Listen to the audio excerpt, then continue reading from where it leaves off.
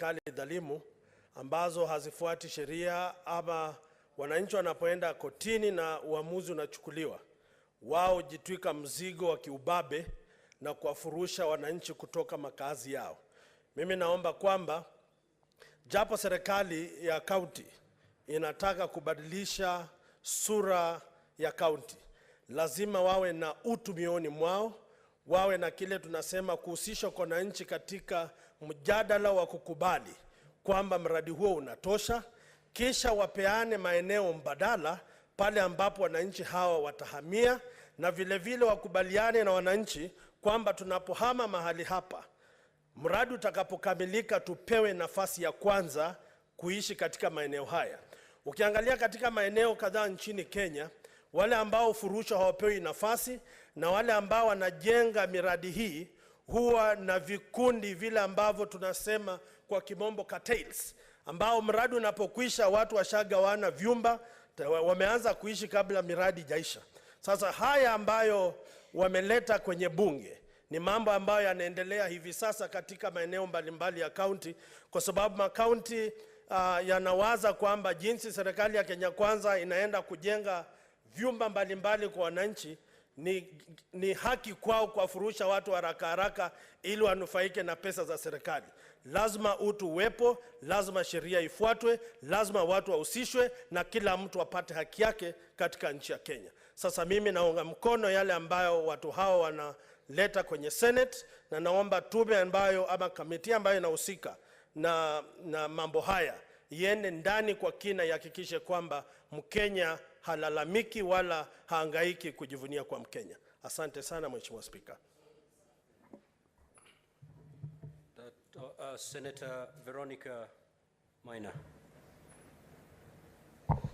Mr. Speaker, sir, thank you for this opportunity.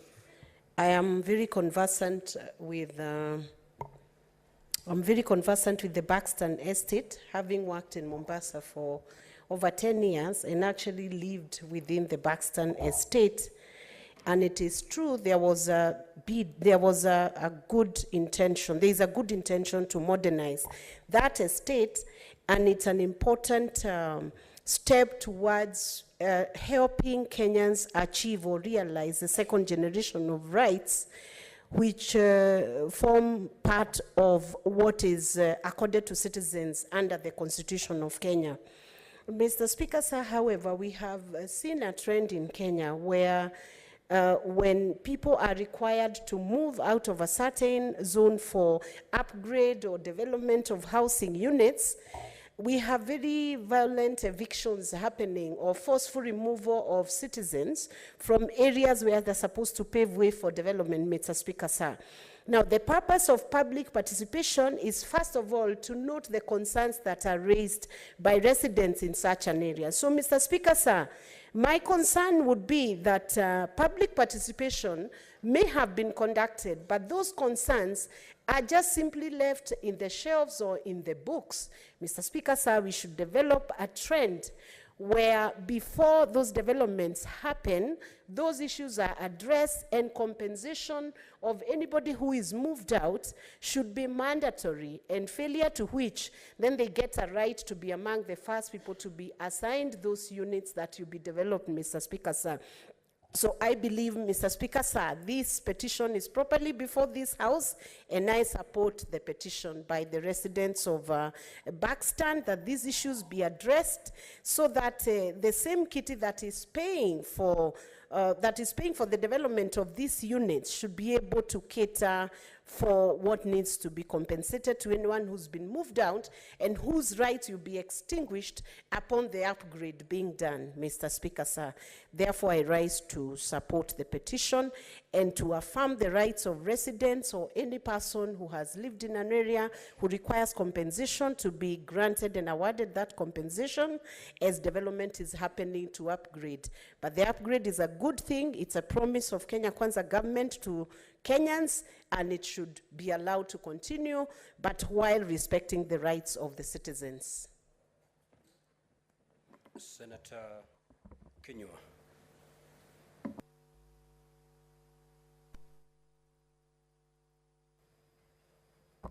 Asante Bwana Spika. Nimesikiza dua hiyo kwa makini sana Bwana Spika.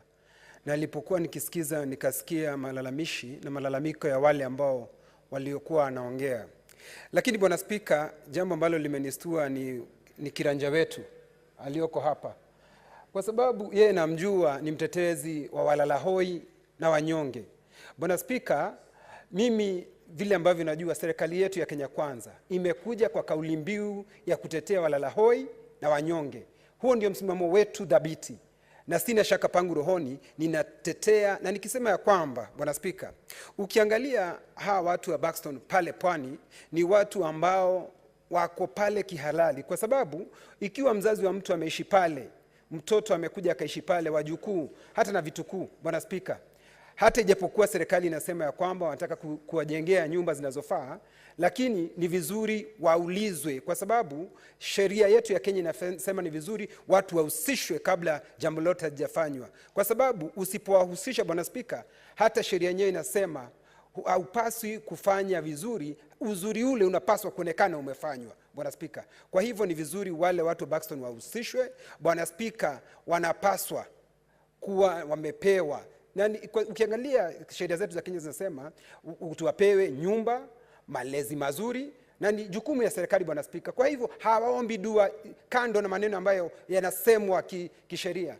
Nimesikia Senator Cherargei, na ni kweli Senator Cherargei kwa kimasuala ya kisheria yeye amebombea, sina shaka rohoni, na amesema na mimi namuunga mkono. Kwa hivyo ni vizuri ombi hilo na kamati ambayo itashughulikia haya mambo waangalie kwa kindani, na si huko peke yake Bwana Spika. Kuna watu wengi katika Jamhuri ya Kenya wanaishi maisha ya kusononeka na maisha ya uchochole Bwana Spika, na ni vizuri waangaliwe wote. Kamati ambayo najua itashughulikia haya mambo iangalie haya mambo kwa kindani, na sisi wote tuangalie katika sehemu zote ambazo tunataka. Bwana Spika, kwetu Laikipia shida tulionayo, ukienda mahali panaitwa Marmanet, kuna watu walifurushwa makwao, sasa wanaishi katika barabara, mahali ambapo hakuna choo, hakuna shule.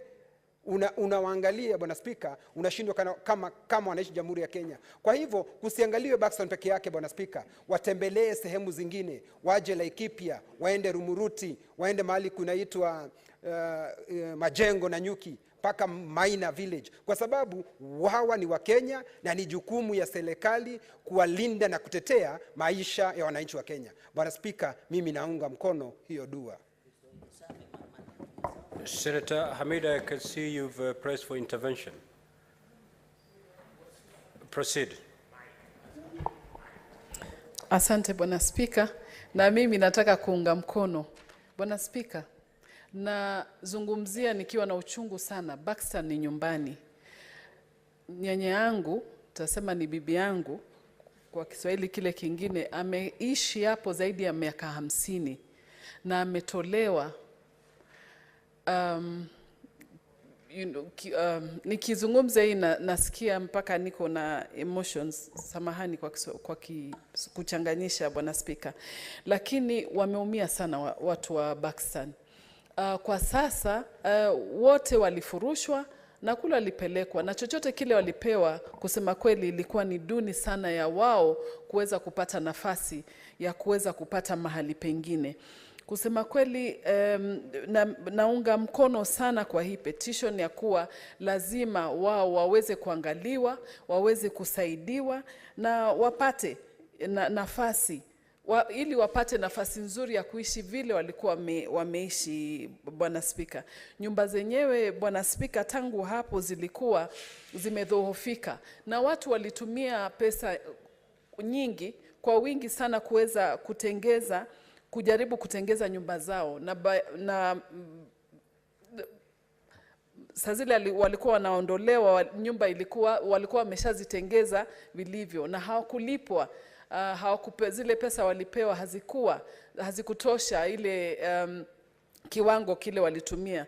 Kwa hivyo naunga mkono. Buxton ni nyumbani, watoto wetu, ndugu zangu wengine wamezaliwa hapo, na naomba kusema kweli wa Kenya watusaidie, wengine tuunge mkono sote kwa watu wa Buxton wapewe nafasi yao na wapewe hadhi zao. Watu wengi wale walikuwa wamefanya kazi walikuwa hata wamesha retire, wakiwa bado Buxton, wakiwa vijana mpaka wameretire. Kwa hivyo hadhi zao pia waweze kushikiliwa, kuwa na wao pia waishi kama watu wengine. Asante Bwana Spika, na mimi naunga mkono.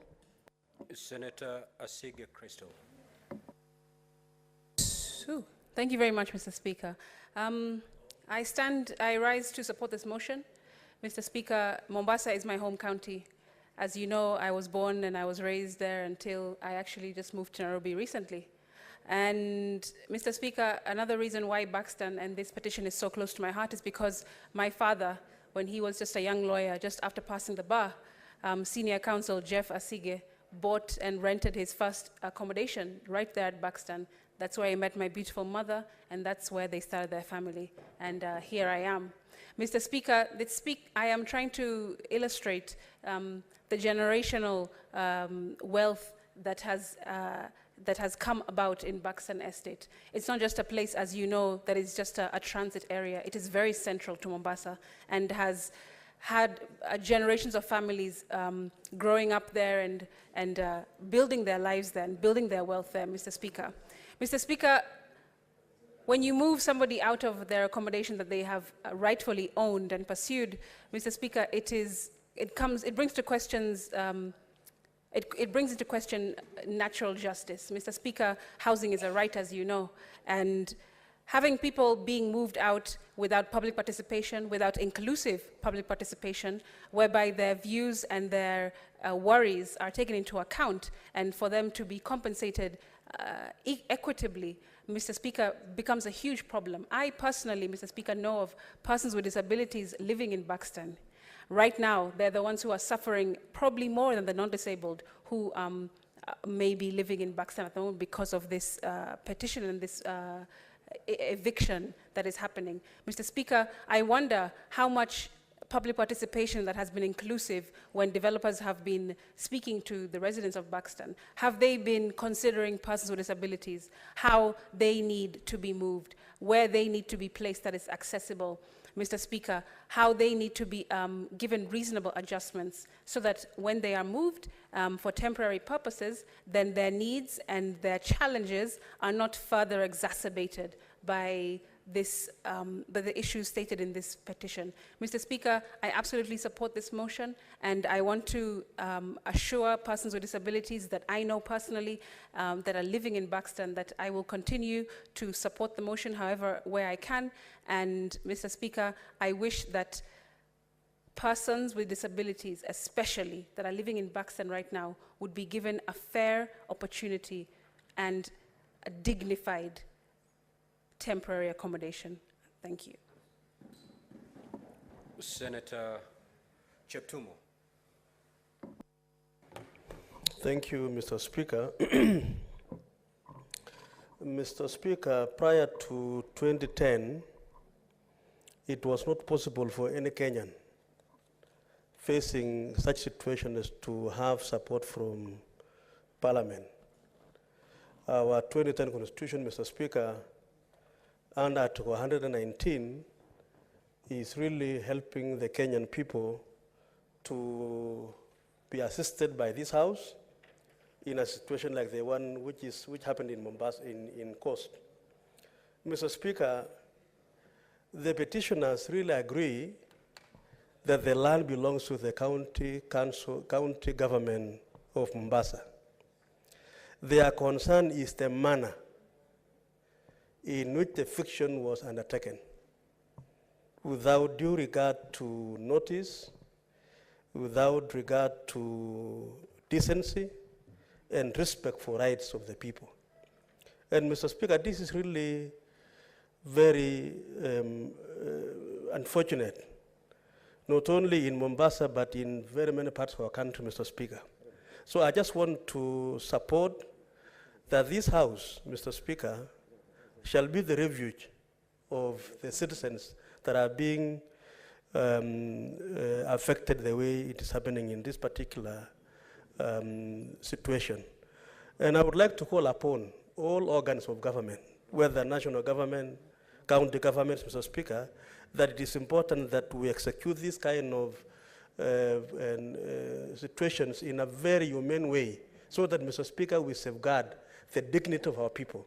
Because, Mr. Speaker, when you evict people, you disrupt their lives completely, their children, and even the old population in that particular situation. So, Mr. Speaker, it is important that we have regard for the well-being of our people. And I want to support this, and I believe that this House and the committee responsible will take the responsibility, Mr. Speaker, to ensure that the residents of Mombasa affected shall have their compensation adequately, so that, Mr. Speaker, they feel proud of being Kenyans and being protected by the Constitution 2010. I support, Mr. Speaker. Senator Tabitha Karocha.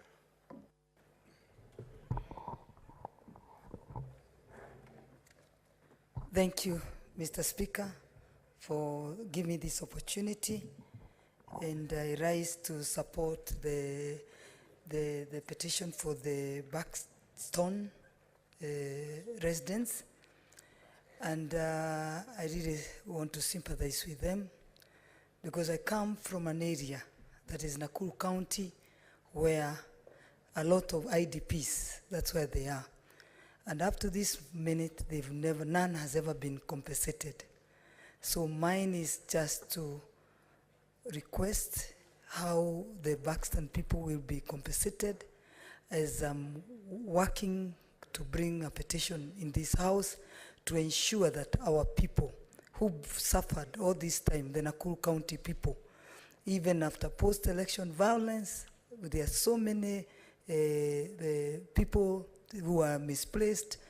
And I know during our campaign with His Excellency, the President, Dr. William Ruto, he promised that they will be compensated. But even as we are waiting for that, I'm going to table a petition so that we can quicken the process, because if you go and see where these people are living, it's really devastating, and they should be compensated with immediate effect. And I really wish that we don't keep on having people get to suffer like the way we've seen our Nakuru people suffer. Thank you, Mr. Speaker. Senator Wamatinga. Thank you very much, Mr. Speaker, sir.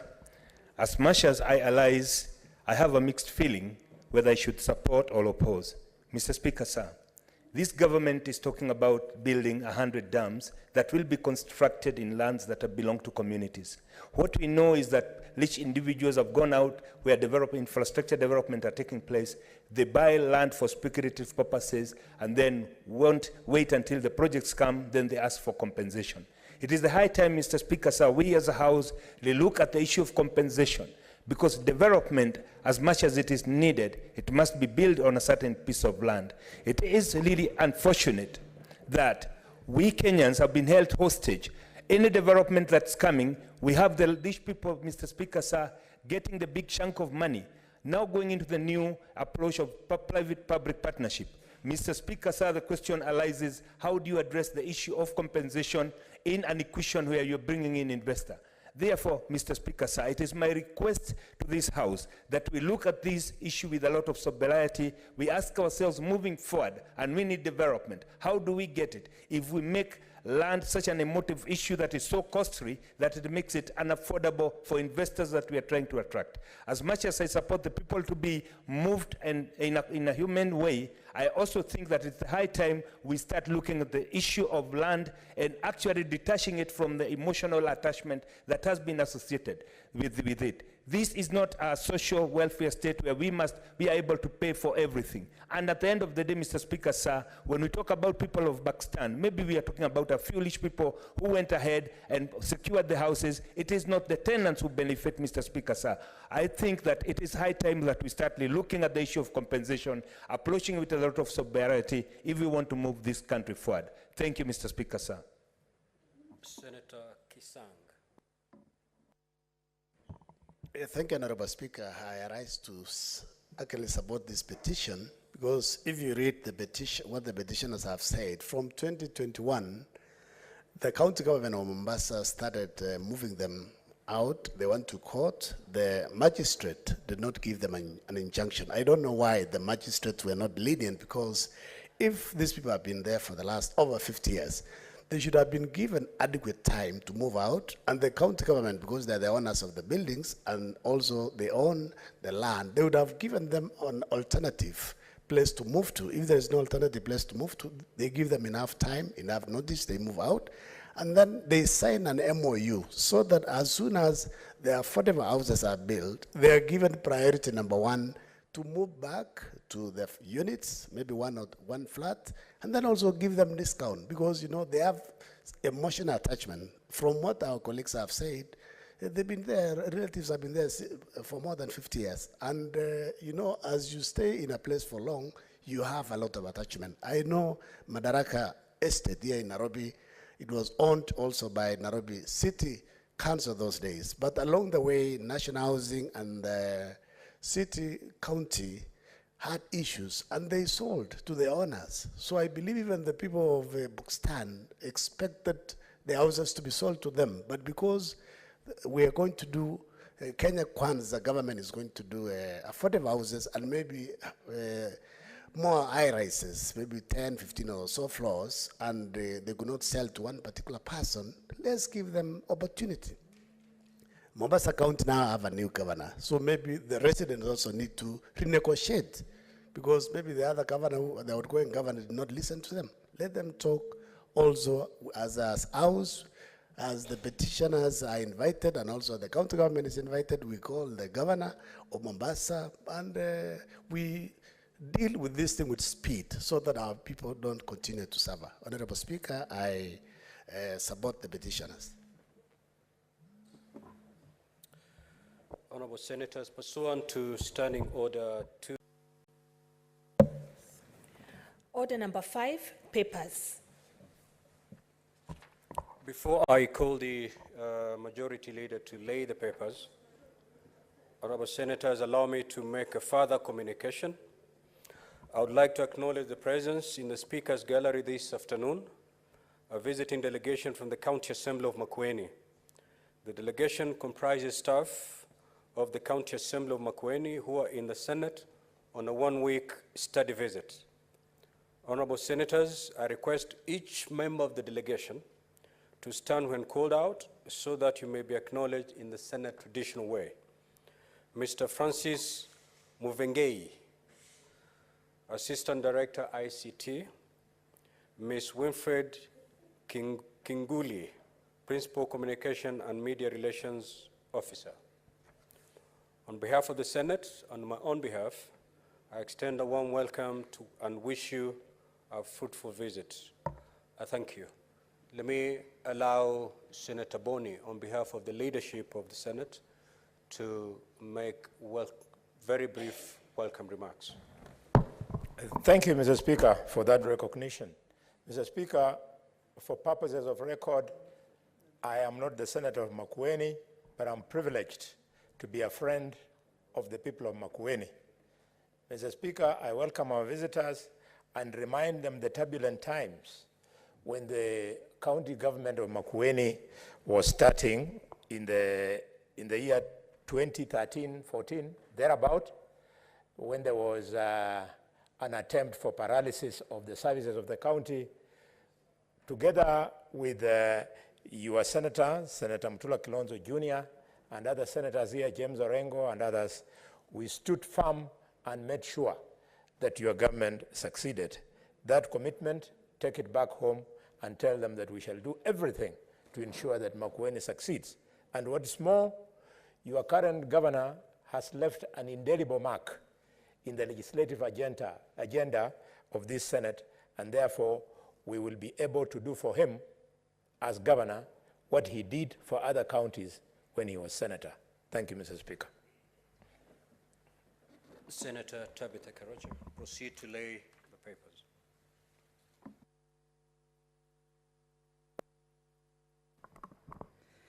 Mr. Speaker, sir, I beg to lay the following paper on the table of the Senate, today, 1st March 2023. Report by the Office of the Control of Budget, COB, on first half national government budget implementation review for financial year 2022-2023. Thank you, sir. Next order, clerk. Order number 6, notices of motion. Order number 7, statements. Senator Hamida.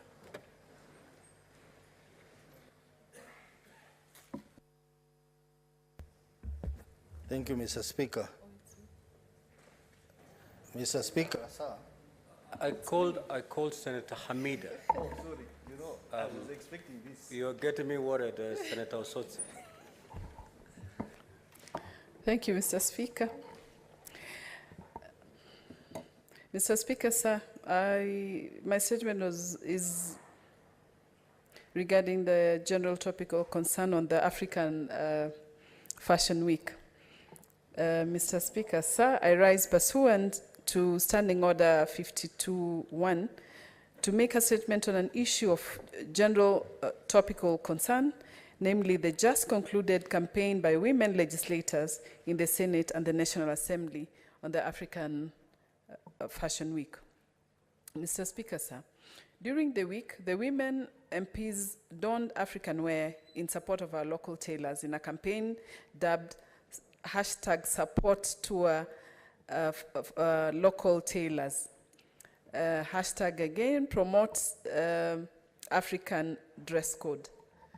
Mr. Speaker, sir, in support of this campaign, a number of us wore African dress last week for awareness creation and to support our local tailors and promote the African Week dress code as a vital aspect of our cultural heritage. I hope, Mr. Speaker, that it does not end here. It is essential to preserve and celebrate it. The African dress code is a rich and diverse aspect of our cultural heritage. It is an expression of our history, values, and way of life. By promoting African dresses, we preserve our cultural heritage and pass it on to future generations. Mr. Speaker, sir, the local tailors who make African dresses are an essential part of our economy. By promoting African dresses, we create jobs, empower local communities, and contribute to the economic growth of our country. The African clothing has gained recognition and appreciation on the global stage. By promoting the African dress code, we can showcase the beauty and diversity of Africa to the world and promote our country's tourism industry. Mr. Speaker, sir, I propose, therefore, that the Senate takes the following actions. 1, encourage the creation of policies and incentives that promote the use of African clothing. 2, organize fashion shows and exhibitions that showcase African dresses to create awareness, encourage people to wear them. 3, collaborate with local tailors to create modern and stylish African clothing that meets the needs of our contemporary society. And create awareness campaigns on social media, TV and radio to promote the African dress code. In conclusion, Mr. Speaker, promoting the African dress code is essential in preserving our cultural heritage, empowering local communities, and promoting our country's tourism industry. I would, therefore, urge the Bunge fraternity, including our Secretariat, to join us in this renewed move and set aside an African Dress Day to promote diversity and demonstrate love of our heritage. I thank you, Mr. Speaker.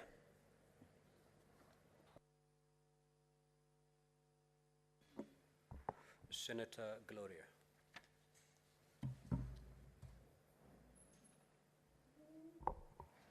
Thank you, Mr. Speaker. I rise to support the statement and give just a small contribution on that, if that's okay.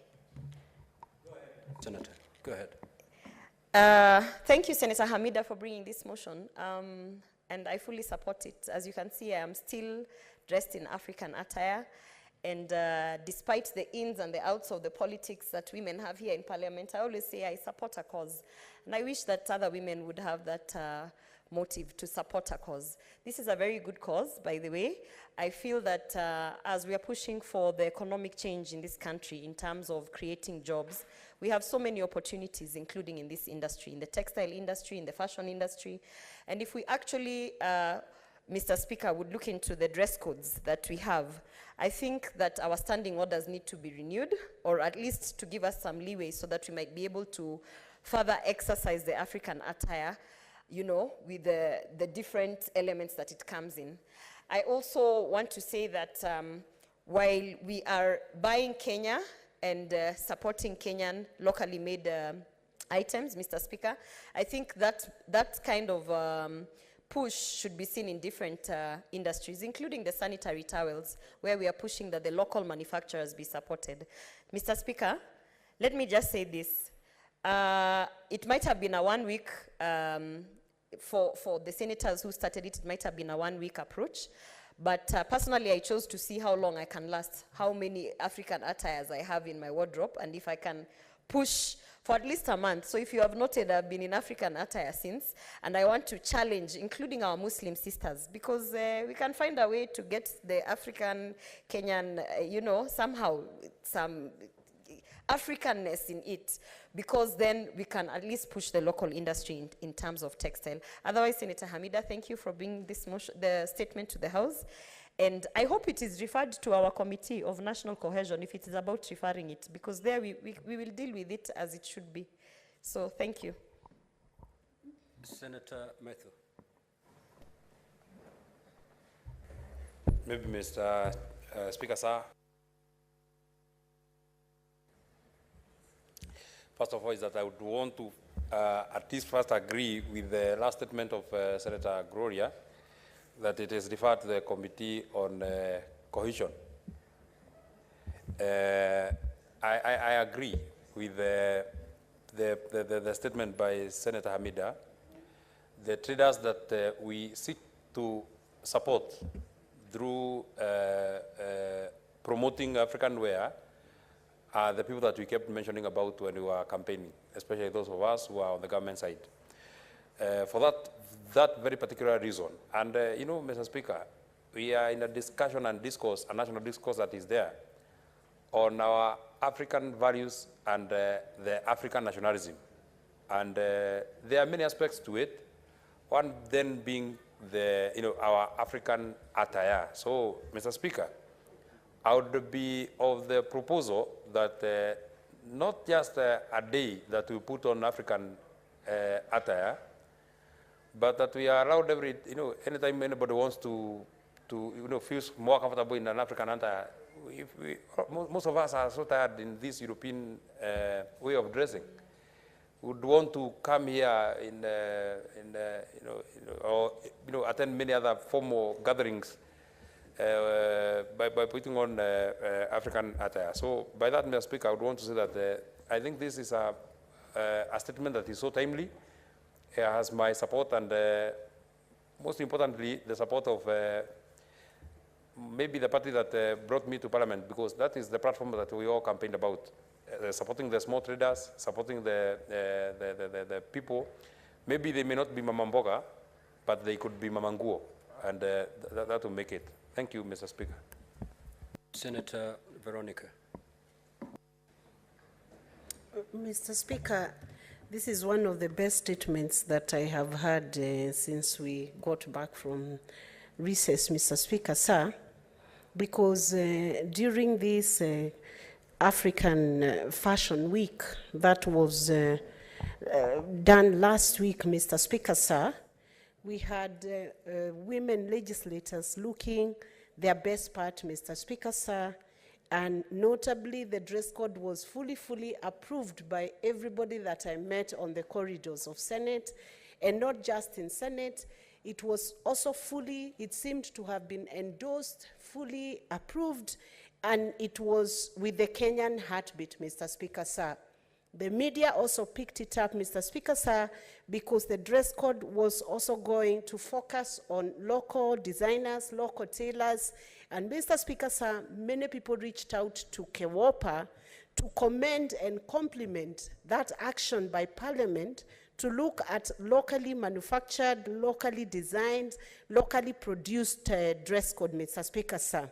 Mr. Speaker, sir, I know that maybe Kenya is still struggling with production of fabrics that could appear very African, Mr. Speaker, sir. But we have other nations in our neighborhood, Mr. Speaker, sir, West Africa, which has advanced this African dress code, Mr. Speaker, sir. Nigeria, which dresses throughout to the offices and everywhere. Tanzania, Mr. Speaker, sir. Different jurisdictions that have picked and shown confidence in their locally produced textiles and shown a lot of confidence in their tailors and designers, Mr. Speaker, sir. The campaign that was done by KEWOPA was to support locally produced goods and services. It was to support small and medium-sized enterprises, Mr. Speaker, sir, and it was contributing to employment creation, wealth creation, poverty alleviation, and income generation among the Kenyan, Mr. Speaker, sir. This was to amplify the visibility of businesses also, Mr. Speaker, sir, that are being done locally and globally by Kenyan, Mr. Speaker, sir. I noted, Mr. Speaker, sir, that our male colleagues intended to even support the campaign by dressing up in an African dress code. Unfortunately, Mr. Speaker, sir, in our standing orders, Mr. Speaker, sir, they were not able to define how Senator Lidama has redefined himself into wearing a Maasai cultural dress, and he gets away with it, but they did not know how they could get away with putting on an African dress code without attracting the sanction of the Speaker's seat, Mr. Speaker, sir. Now, tomorrow, Mr. Speaker, sir, we have an event coming up to mark the International Women's Day at KICC. This is being celebrated ahead of the 8th of March, Mr. Speaker, sir. And should the male colleagues in Senate, the honorable senators, find favor with you, Mr. Speaker, sir, I don't know whether it is possible to dispense or guide them on how they can support this African dress code as a show of Kenyans being proud to be Africans and being proud to be Kenyans and being proud to walk with their ladies and their women in this nation, Mr. Speaker, sir, to say it is time to affirm women, it is time to affirm what is African, what is in our culture, what is good in our culture, and whether, Mr. Speaker, sir, you could guide them on how they could wear the African dress code, at least for tomorrow, because the women will be once again tomorrow adorned in an African dress code as we go to celebrate the International Women's Day tomorrow at KICC, Mr. Speaker, sir. I want to thank Senator Hamida for bringing this to the fore, and we hope once we stitch enough outfits, because some of us would have wanted to continue in the same dress code, but we had other challenges because of the number of outfits that were in our wardrobe. And we will continue stitching with the local tailors, because one outfit from Turkey may cost 20,000 or 25,000. But that same amount of money can stitch maybe 4 African outfits or Kenyan-made outfits. And a few people will be working on those outfits and having some form of income for the day. So I hope, Mr. Speaker, sir, in your remarks on this matter, you will allow our male colleagues to join us. They struggled a lot in the WhatsApp group asking how they could join the campaign. They can join us tomorrow for a day, and we celebrate together the empowerment of women within the Republic of Kenya and in the world at large. Thank you. So I support that statement by Senator Hamida. Senator Kerocha. Thank you, Speaker, for giving me this opportunity. I also want to thank Senator Hamida for bringing up this debate or this motion. Thank you so much. And mine, I'll just be ensuring or pushing to ensure that even the material that we are making those African wear, they come from here, so that we improve our textile industries, and they're not just seen there making materials that just go to abroad, and they make suits that when they come here, the prices are exaggerated. I can also attest that when I started wearing the African print, I felt more African, more Kenyan. And I'm sure the more we all support this, the more even our farmers that grow the cotton we're going to, they're going to grow more, and we are going to add value to their cotton grow. So I support Hamida, Senator Hamida, and I wish all of us we can wear that African print, but let's ensure the African print is not a material imported from somewhere else. The material just comes from here, the Kenya. So I don't think you'll be so proud wearing a material that came from, it's only the tailoring that is done here. So I think our work is also to push so that we ensure that our textile industries, our farmers that grow the cotton, they can all benefit from the African print that we are wearing. And I want to thank also Kenya Kwanza, because they really positioned during our campaign the African print. I remember running and making sure mine are made night, because I had to wear the following morning. So we pushed the tailors, and I'm sure that industry, as we speak, since that campaign of the Kenya Kwanza, and it has grown more than how it was. So now coming in, all of us, and ensuring that we all wear the African print, and ensuring the material is done from here, we will grow this industry, and we will be proud to saying, buy Kenya, build Kenya. Asante. Thank you. Thank you, sir. Honorable Senators, due to the great value this statement brings, pursuant to Standing Order 52.3, I direct that the same be committed to the Standing Committee on Labor and Social Welfare. And if it need be, that committee could co-opt the Standing Committee on dealing with matters cohesion, so that we have a holistic approach. Senator Veronica, I may not direct the male senators to wear the African attire and attend the function, but they've had you. They've had you, and I know they're very reasonable men. Having had you, I know exactly what they will respond, how they will respond.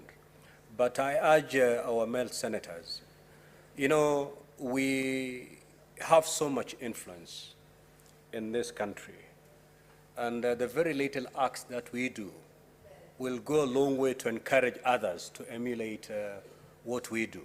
So you can imagine if all the parliamentarians converge at KICC tomorrow, donning African wear, the message will be taken with a lot of open arms, and it will encourage quite a number of people to embrace the African attire. So mine is just to urge you. I can never direct you. It's beyond the powers of the Speaker. But I urge you kindly, let's show the country that indeed as Africans we can dress ourselves and look more beautiful than the way we're in suits. When you elected me as Speaker, the first trip I was told to take was a trip to London to fit the Speaker's official attire. And I did that with a heavy heart, because then independence, to me, independence means exactly that, independence. We got our independence from British, but everything we do is British. I think time has come to slowly, you know, in a very gradual manner, regain what is truly independent. So I urge you, the male senators, if we could make ourselves available, and not just making ourselves available, but available donning the African wear tomorrow. I think that will be a very big statement that the world will freeze and watch. Next order, clerk.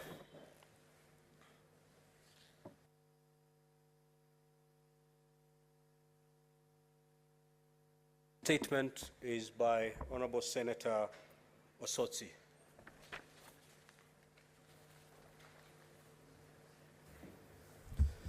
Mr. Speaker, sir, I rise pursuant to Standing Order 53.1 to seek a statement from the Standing Committee on Agriculture, Livestock and Fisheries regarding the status of the National Agricultural and Rural Inclusive Project, popularly known as NARIC, in Vihiga County.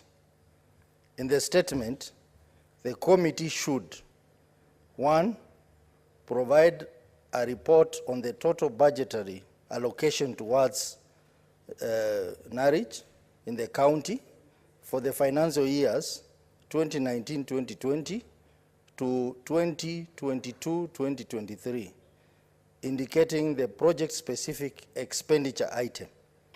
2, explain the procurement process followed by the county when awarding tenders for the supply of goods and services, and whether the Public Procurement and Asset Disposal Act and other relevant regulations were strictly adhered to. 3, provide a comprehensive report on the composition of the community-driven development committees, popularly known as CDDC, and respond to allegations that the process was not inclusive, contrary to Article 10(2)(b) of the Constitution. 4, shed light on claims that the inadequacy of the CDDC capacity was the reason for non-compliance with the procurement laws as cited in the 2019-2020 audit report from the Office of the Auditor General, yet the project expended over 11 million shillings on training. 5, investigate allegations of corruption implicating some CDDC county officials and officials of the Ministry of Agriculture, Livestock and Fisheries and World Bank, with a particular emphasis on the status of police investigation undertaken while responding to allegations of involvement of bank employees. Mr. Speaker, this is a common problem in all counties, and I think the relevant committee should take it very seriously because we cannot be appropriating money on conditional grants. Just last week, we passed some monies to be dispersed from next months and in April towards this project. And this money is just eaten by a cartel of people in the counties. So, Mr. Speaker, I think the committee and possibly the relevant oversight committee should take this matter seriously. I thank you, Mr. Speaker.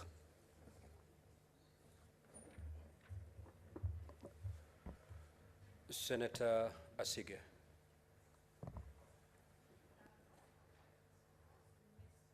Speaker, thank you. I actually had hoped that you'd have seen my request from the last statement. That was what I was pressing my mic for. Okay. Senator Methu. Thank you very much, Mr. Speaker. I confirm that I pressed to speak on this particular statement. Mr. Speaker, I have had an interaction with a question that has been posed by the Senator for Vihiga on the specifics of the NARIP project that is or has been undertaken from the donor fund. And Mr. Speaker, we then might run into a risk because myself and Senator Cherargei, who is seated here, and maybe I don't know who else, we sit in the Public Accounts Committee. And I think, in my opinion, Mr. Speaker, what Senator Osotsi is seeking is something that we must give very serious consideration, and it's something that the Committee on Agriculture should take up very, very quickly. Senator Dudo is also here.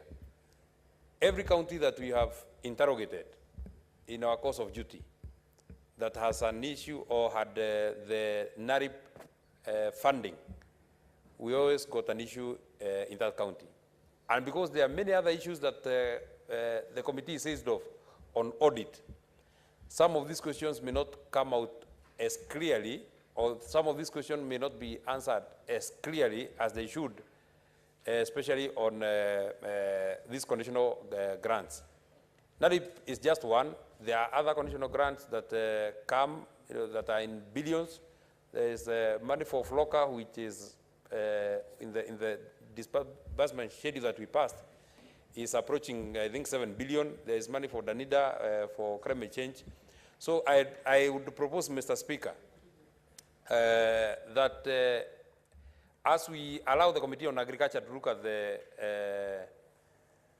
the issue of Vihiga, that in a supplementary request, Mr. Speaker, you expand their scope of duty to not only Vihiga, but to include every county that has been undertaking the NARIP project. Mr. Speaker, this then will save us the time of the Senate, because I know many other senators. I know the senator for Nandi because we had an interaction with the county executive, who in a few days come again with the same statement asking that the Committee of Agriculture looks at how the NARIP money was spent in Nandi, the NARIP money was spent in Homa Bay, and many other counties that had this kind of funding, Mr. Speaker. So, Mr. Speaker, I beg of you that as you allow the Committee on Agriculture to look at the specifics of the issue of Vihiga, because the issues are the same in every county. One of the issues that is raising is they hide behind circumventing the PFMA by opening commercial bank accounts for these particular projects. It is the same for Vihiga, it is the same for Homa Bay, it is the same for every county that has had this project. So, Mr. Speaker, so that we don't run into the risk of approving this statement every time that we sit here, expand the scope of the Committee of Agriculture to include every county that was undertaking the NARIP project. I thank you, Mr. Speaker. Senator Mtata.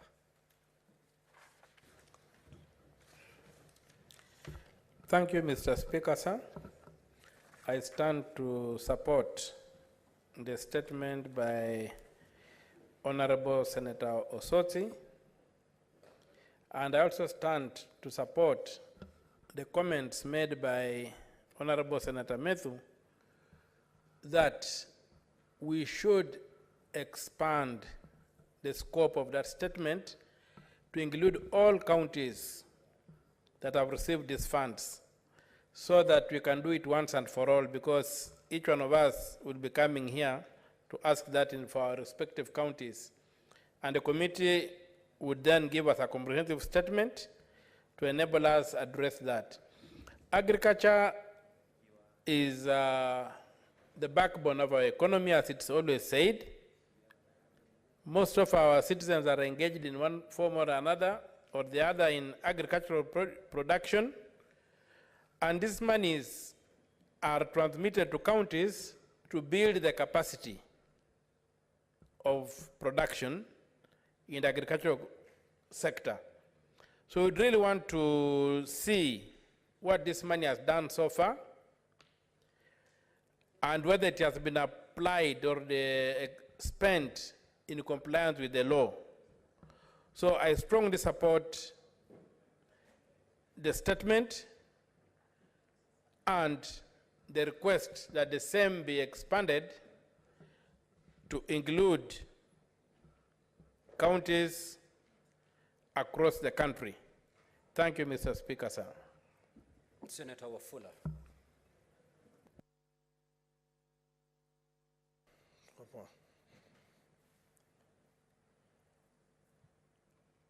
Thank you, Mr. Speaker. Kuhusiana na mradi wa NAGRIP ambao Mheshimiwa Osoti ametaja, vile vile kaunti ambayo nawakilisha hapa bunge, kuna masuala tata ambayo kamati ya ukulima na mifugo lazima iangazie, kwa sababu tuko katika mfumo wa kupokezana awamu ya uongozi kutoka gavana waliokuwepo na wale ambao wameingia sasa, na hivi kwamba katika bajeti kuna fedha ambazo zinaenda katika kaunti zetu. Itakuwa jambo la busara kamati ya ukulima iweze kumulika maeneo haya kwa haraka, ili iwapo kuna wale ambao wamekuwa wanajipa kandarasi ama vile vikundi vya wakulima mashinani, iwapo kikundi kimoja kinaweza kuwa familia nzima wamejiweka pamoja ili wafanye biashara na pesa zetu, tuweze kuwamulika mapema, tukabiliane nao mapema, ili fedha ambazo tunaenda kuachilia kwenda kwenye kaunti zipate mikono safi, watu wenye mioyo safi, wajibikaji, ili wakulima pale mashinani waweze kupata haki yao. Sasa naunga mkono Mheshimiwa Osotsi na kwamba tupanue mtazamo wetu kuhusiana na pesa hizi katika kaunti zote nchini Kenya, ili katika mfumo wa Kenya Kwanza kuboresha ukulima, watu tuanze katika awamu safi, awamu bora, ili kuwe na uhakikisho kwamba pesa za mtoza ushuru zinafanya kazi kwa mujibu wa katiba. Asante sana Mheshimiwa Speaker. Honorable Senators, in response to the request made by Senator Methu, this program is not just confined to Vihiga, that much I know, and it's not spread across the 47 counties. So as we commit this statement to the Standing Committee on Agriculture, Livestock and Fisheries, as they retire to go through this, I direct that they go beyond Vihiga and bring all the counties where this program is running, so that we can have a holistic understanding of the challenges and all those issues that have been raised in the statement. It is so directed. Now, Honorable Senators, if you look at your order paper, there's order number 8. That is a report on the Standing Committee on Finance. Now, these are the reports that have statutory timelines. I propose that we dispense with that and then later on come back to the statements, so that the window that is there for us on this particular order is not closed on the Senate. If that is agreeable, I will call upon the Chairperson, Finance and Budget to proceed. Read the order, Clerk. Order number 8, motion, adoption of the report of the Standing Committee on Finance on the 2023 medium-term debt management strategy.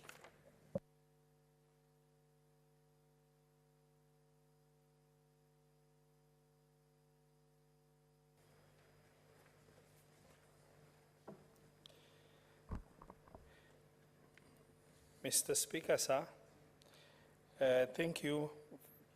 I would like to move the motion that the Senate adopts the report of the Standing Committee on Finance and Budget on the 2023 medium-term debt management strategy laid on the table of the Senate on Thursday, 28 February 2023. Mr. Speaker, sir, the medium-term debt management strategy was submitted to the Senate by the National Treasury on the 14th of February 2023, pursuant to Section 33 of Public Finance Management Act 2012. Mr. Speaker, sir, the medium-term debt management strategy was tabled in the Senate on the 15th of February 2023. Thereafter, it was committed to the Senate Standing Committee on Finance and Budget for consideration, facilitation of public participation, and subsequently table the final report at this, in this Senate. Mr. Speaker, sir, pursuant to Section 33(2) of the PFM Act, the medium-term debt management strategy should include the following basic issues: the total stock of debt as at the date of the statement, the sources of loans made to the national government and the nature of guarantees given by the national government, the principal risks associated with those loans and guarantees, the assumption underlying the debt management strategy, and the analysis of the sustainability of the amount of debt, both actual and potential. Mr. Speaker, sir, debt financing is quite critical budgetary consideration as it enables the country to undertake development activity beyond the constraint of the resources the country has. However, the prudent fiscal and debt management requires that a balance need to be maintained between how much to borrow versus where to borrow externally or domestically within the country. Mr. Speaker, sir, the total stock of public and publicly guaranteed debt stands at Kenya shillings 9.15 trillion as at December 2022, which is equivalent to 67% of the gross domestic product of the country. This debt comprises of external debt amounting to 4.673 trillion and domestic debt amounting to 4.472 trillion. The publicly guaranteed debt amounts to 151.075 billion. These debts are owned by KenGen, which owes 36.568 billion, Kenya Ports Authority, Mr. Speaker, sir, owes 35.850 billion, and Kenya Airways 78.675 billion. According to the debt sustainability analysis, the present value of debt to GDP was estimated at 60%, way above the recommended 55%. Mr. Speaker, sir, the medium-term debt management proposes a ratio of 1-to-1 from external and domestic sources, respectively. In terms of the fiscal framework, the National Treasury projects ordinary revenue to be collected in the financial year 2023-2024 to stand at 2.571 trillion. The projected fiscal deficit is 720 billion in the financial year 2023, representing 4.4% of the GDP. Mr. Speaker, sir, having processed this document of the medium-term debt management strategy, the committee made a few observations, which are the projected deficit to be financed in 2023-2024 stands at 720 billion, which will breach the existing debt limit of 10 trillion, and the physical space available of the 10 trillion is 600 billion. Again, it's the 720 that is required. The current debt ceiling is not based on any principle, whereas such a limit should be based on a debt carrying capacity of a country. Mr. Speaker, sir, there is a breach of 3 out of 7 debt sustainability indicators. These are the present value of debt to GDP ratio, the present value of public and publicly guaranteed external debt to the GDP ratio, the public and publicly guaranteed debt to exports ratio. This is a sign that if caution is not taken, there is a risk that we might have, the country may go into debt distress. Mr. Speaker, sir, having made those observations, the committee made the following recommendations to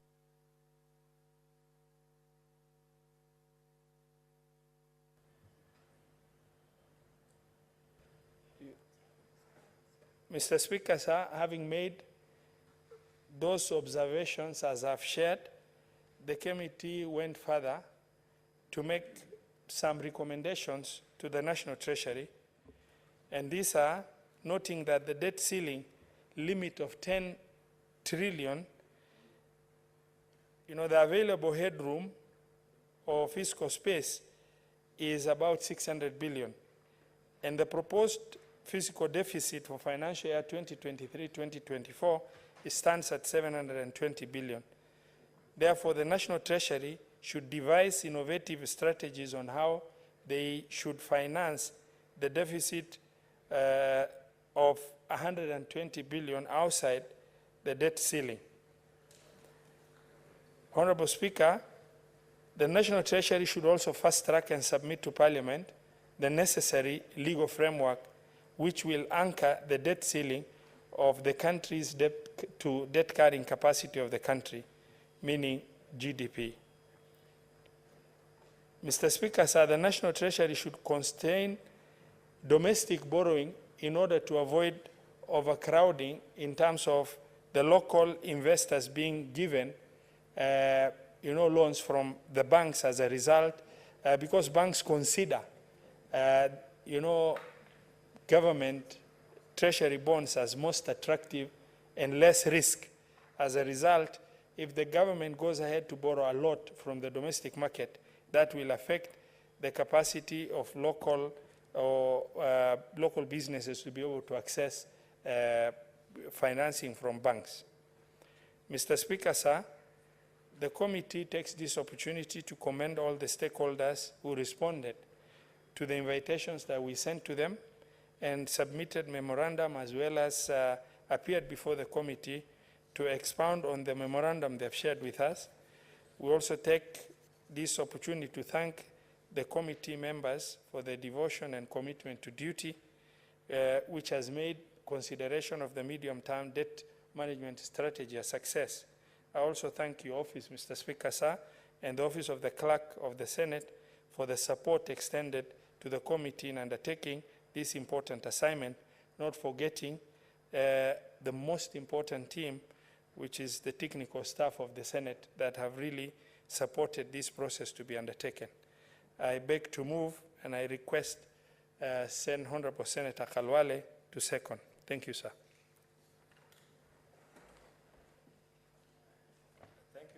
Thank you, Mr. Speaker. Mr. Speaker, I rise to support this motion as moved.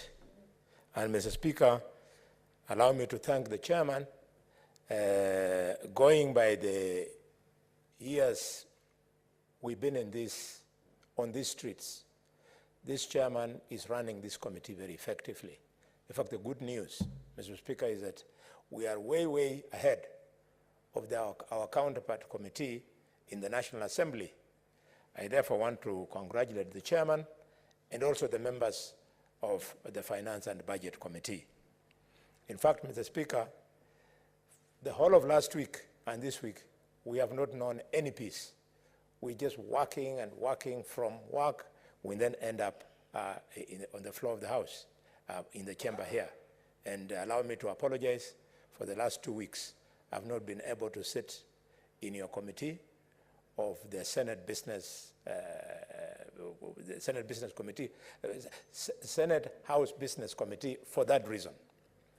Mr. Speaker, I don't have much to add because what has been spoken to by the chairman is what we have collected from our consultations with the many stakeholders that he has said.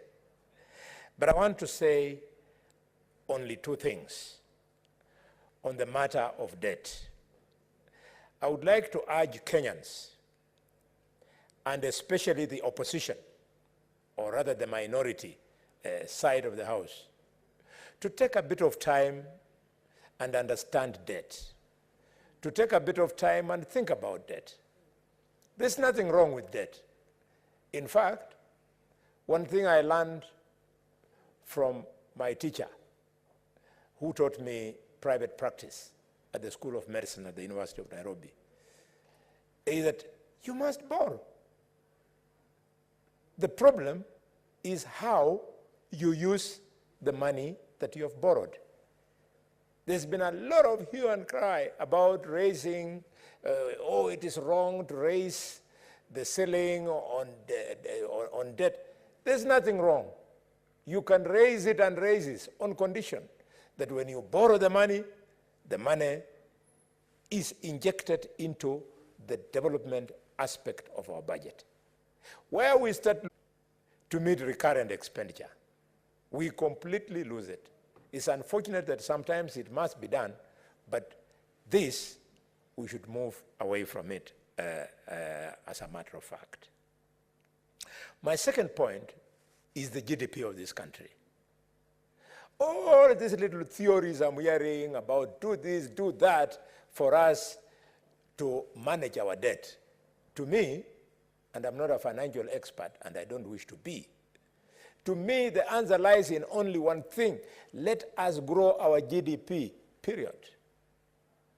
The traditional way of growing GDP, we should now move out of it so that our financial experts, both in public, private practice, and who are at our teaching and research institutions, must now come up with innovative ways of growing our GDP.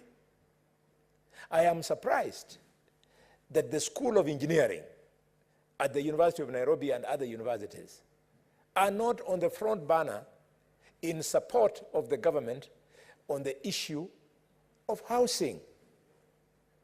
Mr. Speaker, the School of Medicine at the University of Nairobi and other universities is not at the front line in supporting the government on the noble issue of affordable health. Because inside there, we have opportunities of growing our economy. Let me give you an example. Vaccines. KEMRI, the Kenya Medical Research Institute, working in collaboration with the University of Nairobi, can start producing vaccines. And I speak with clarity of mind because 2 years ago, Professor Omo Anzala of the University of Nairobi approached me with a proposal of how to start a vaccine laboratory in Nairobi. Because he's a researcher on matters of HIV, he had already gotten partners who are willing to invest. And when the material matured, Mr. Speaker, he wanted an influential government person who could then become the face of that initiative. And at that time, Mr. Speaker, sir, I was out of Parliament. The only friend I had in Parliament was the then Deputy President, now the President, William Ruto. So I approached William Ruto, and he agreed to take the exercise. 2 days to, the government of Handshake then cancelled and started harassing Professor Omo Anzala and demoted Professor Omo Anzala because Professor was entertaining the then untouchable Deputy President. Today, a small country like the United Arab Emirates, a country of only 14 million people, a country that does not have human resource comparable to what we have in Kenya, has become a major producer of vaccines. If we were to produce vaccines, we grow our economy. We need innovations.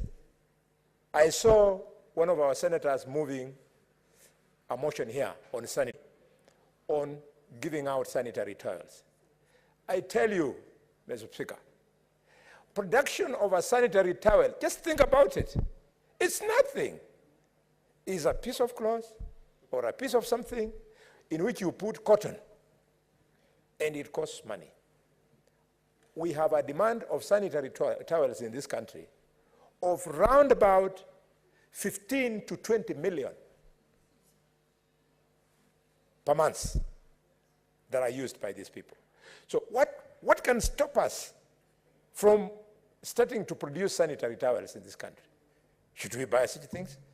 Small piece of paper, put in cotton that will absorb menstrual blood? These are the things we should not be importing. And the universities are busy, Mr. Speaker, holding functions there in Mombasa, saying how school fees of students should be raised so that they get salaries. Oh, those professors are jokers. They are employed at the university and paid by the exchequer so as to do research. When you are doing research, you get people, you get institutions that actually fund research. You don't have to pick it. In fact, you have a lot of money. In fact, in the supply chain, you employ a lot of people. Mr. Speaker, innovation will open up the sports economy. The sports economy, I was discussing with some people who are interested in a better Kenya, and they told me it is an economy that has a potential here in this country of over 400 billion shillings per annum, the sports economy. Meaning, the sports economy alone can fund the entire budget of the 47 counties of Kenya, Mr. Speaker. And then finally, but not least, the blue economy. Yourself, Mr. Speaker, you are sitting on gold. You are sitting on the blue economy in Kilifi. Mombasa is sitting on the blue economy. Kilifi is sitting on the blue economy. Homa Bay County, Siaya County, Busia County, and Kisumu County and Migori County are sitting on the gold of the blue economy. I have never understood up to this day why we do not have waterborne transport across the Lake Victoria. Commercial and sports, that is the blue economy. We make money. Every time somebody is thinking about Lake Victoria, they are thinking about fish, fish, fish. We can do more. With those remarks, Mr. Speaker, sir, I support this statement. I support this motion. I second this motion, Mr. Speaker. Thank you. Honourable Senators, I now do propose the question that the Senate adopt the report of the Standing Committee on Finance and Budget on the 2023 Medium-Term Debt Management Strategy laid on the table of the Senate on Tuesday, 28 February 2023. Honourable Senators, you may now proceed to make your contribution, and I'd wish to, with your concurrence of course, to limit debate per speaker so that we at least can hear each one of you. If you could limit at 5 minutes. 5 minutes is good enough. A good thing doesn't need to be said in many minutes. I think 5 minutes should be good enough. The Honorable Mungatana. Mr. Speaker, I want to thank the chairman and his committee for all the good work they have been doing to keep the time limits. I noticed that the chairman, he is really putting in the work, and thank you for the work you're doing. You've done us proud. Mr. Speaker, when we are talking about debt management, we are talking about the sovereign debt of this country. Mr. Speaker, it's a very, very serious topic that I hope the nation that is listening and those who are going to take the floor to contribute will make it known that the Senate takes it very seriously. Why, Mr. Speaker? Statistics are telling us that 50 countries of the poorest developing countries in the world, these are statistics, in fact, to be exact, 54 countries of the world, of the poorest developing countries in the world, are in risk of defaulting on sovereign debt and therefore making those countries effectively bankrupt. Mr. Speaker, these are statistics from the United Nations Development Program. And Mr. Steiner, the head of this program, has emphasized that something needs to be done. Mr. Speaker, it is good that we voice our concerns and tell Treasury and all stakeholders, particularly the Treasury, that we are concerned as a country. We do not want to earn a dubious reputation as a nation of defaulting on sovereign debt obligations. Mr. Speaker, if you look at the report from BBC in 2015, 1st July, they informed us, Mr. Speaker, that Greece as a nation has defaulted on its sovereign debt 5 times. Mr. Speaker, they listed countries like Italy, countries like Ireland, Spain, that have defaulted on their sovereign debt in history at least 6 times. The countries that have taken the cake, Mr. Speaker, the dubious cake on this race is Venezuela and Ecuador. Mr. Speaker, in fact, one of those Central American countries had refused to pay its debt. That's Venezuela in 1902. And the European countries actually went to blockade the nation, to force it to pay on its obligations. What am I saying, Mr. Speaker? As a nation, we want to be a serious nation, taken seriously by the international community. And I was going to state that in us that there is 720 billion that is in the shortfall for this financial year. And yet our limit is 600 billion. Mr. Speaker, this means we have 120 billion that we don't know where it's going to come from. Mr. Speaker, we want to ask Treasury to be very serious. Let us cut out on expenditure so that we balance, so that we stay within our limit, so that Kenya does not go down the way Venezuela went in those days, the way these other European countries have gone. Because if they could do that, even our nation can go that path. We want, Mr. Speaker, that Treasury, if it's listening to us, the external borrowing they are going to do this time, they should invest it to create dollars for us. Mr. Speaker, it should not be money they are borrowing to come and pay off debts or to support budgetary expenditures or pay salaries. It should not be consumptive oriented. Mr. Speaker, we are asking the Treasury not to be involved in expenditures or borrowing that is irresponsible. Mr. Speaker, the President has talked about this many times. The government, in fact, came into power after criticizing the debt policies of the previous administration. Mr. Speaker, it is our prayer.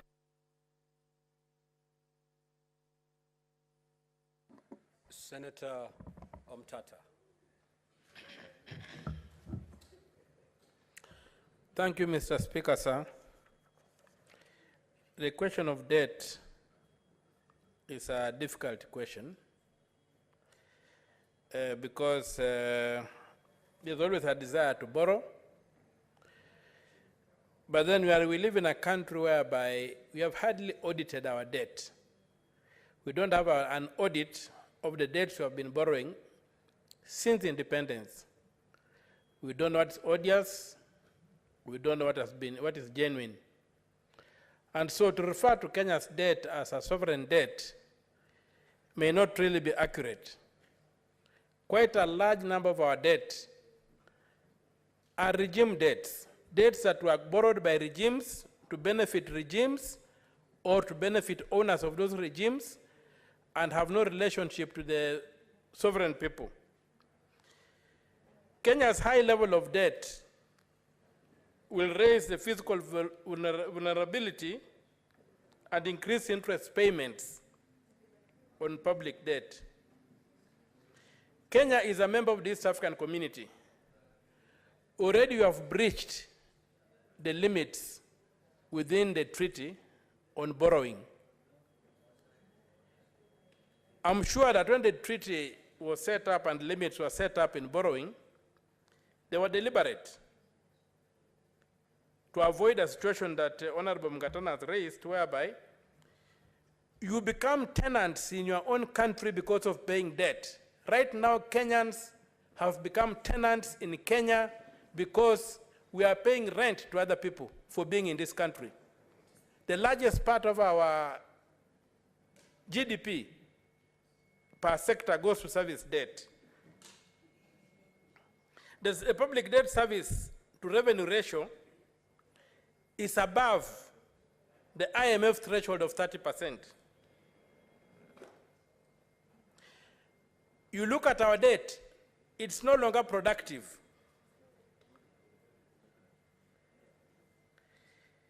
It has become a burden that we are experiencing through increased taxation. And most of this is caused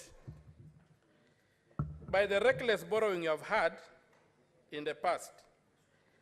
And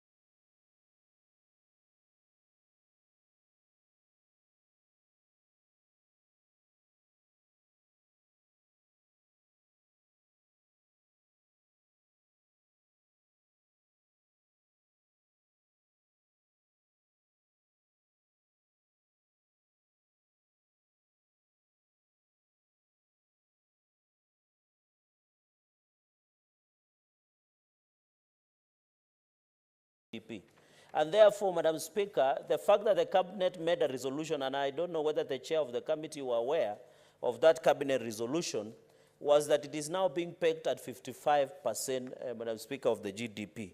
And therefore, there is still a lot to be done. We cannot borrow. And you have had even the projections of financial year 2023-2024.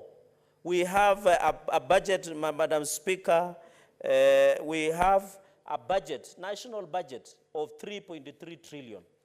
Out of 3.3 trillion, Madam Speaker, we will need to borrow 860 billion.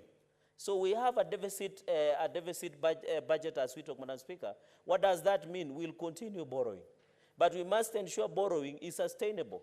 And therefore, the measures that the President has taken and the government has taken is well lauded. But I want to appeal to the President and his cabinet to work together hand in hand with the Parliament of Kenya, both the National Assembly and the Senate, so that because we represent counties, Madam Speaker, Article 96 talks about protection of counties. You cannot tell me today counties cannot be part of borrowing. Yet the people who pay taxes live in those counties, Madam Speaker, and therefore we look forward to ensuring. The third point, Madam Speaker, because I know this is a very interesting topic, is KRA.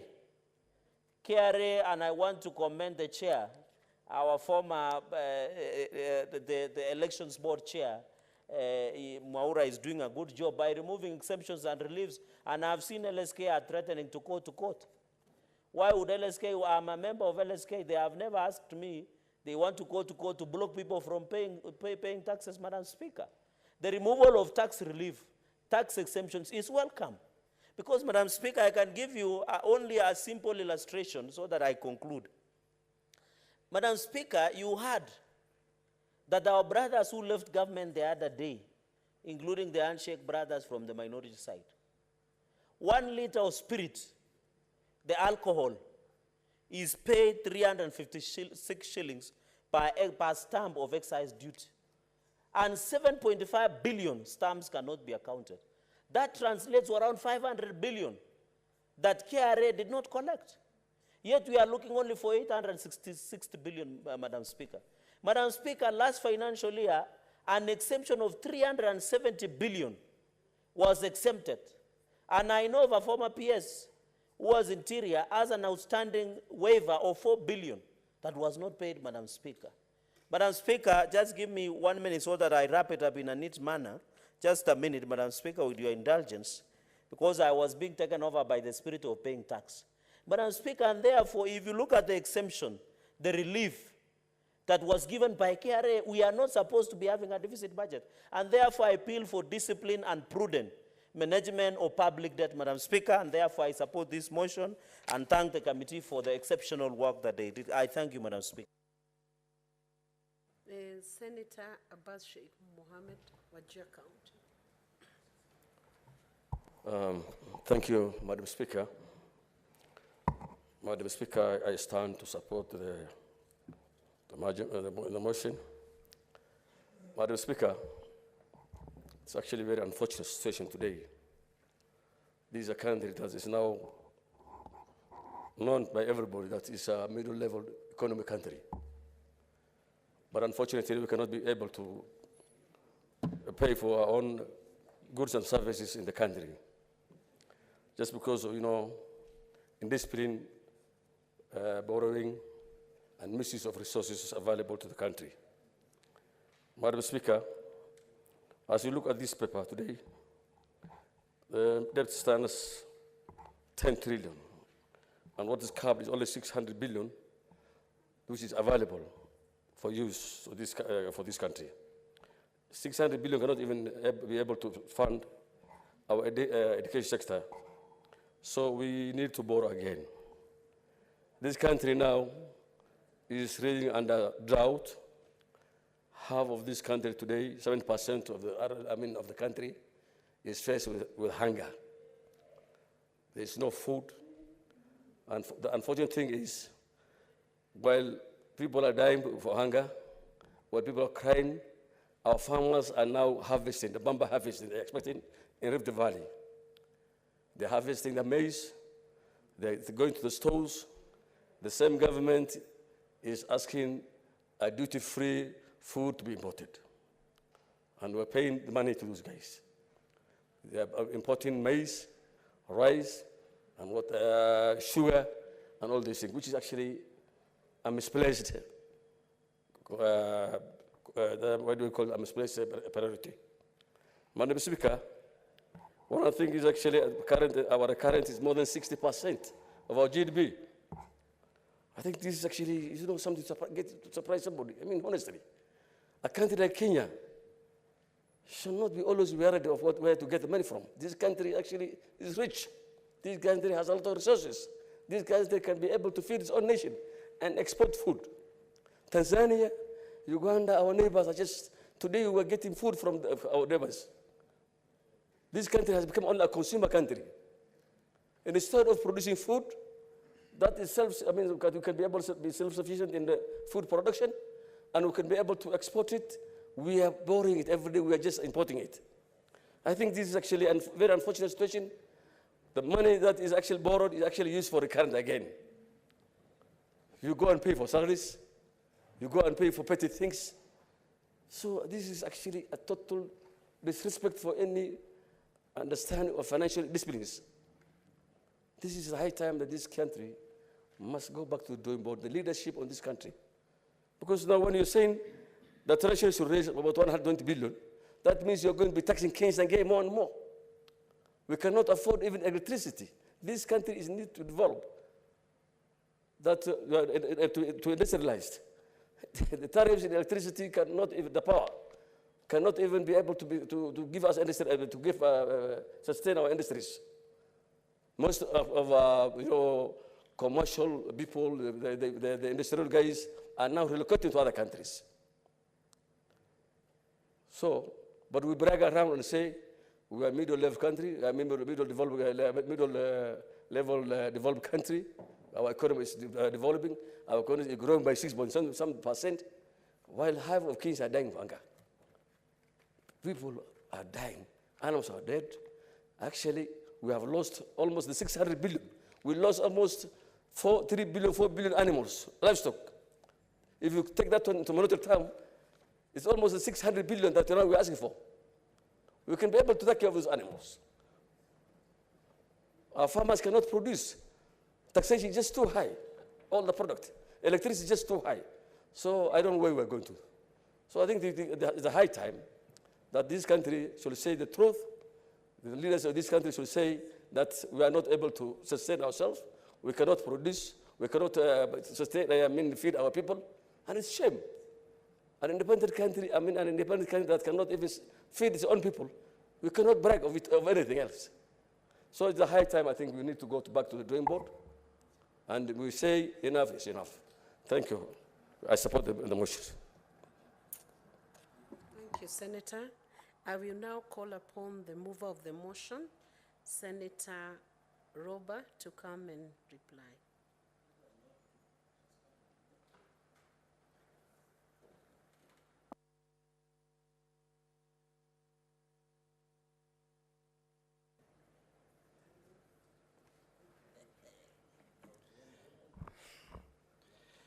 Thank you very much, Madam Speaker, and honorable members for your contribution to the debt management strategy that is being discussed today. As we have discussed, this committee has gone through a number of issues, and some of the issues that have come to light that is going to even make the situation worse is the prevailing drought situation affecting 23 of the 47 ASAL counties, which has wiped out the larger proportion of their livestock wealth, and that the mainstay of the economy of these counties is livestock. And that is going to affect the country's performance even further in terms of what's happening. These communities have largely been dependent on their livestock for their livelihood, and now they're dependent on the government to be able to sustain themselves in terms of feeding and other issues now that their livestock wealth has been wiped out.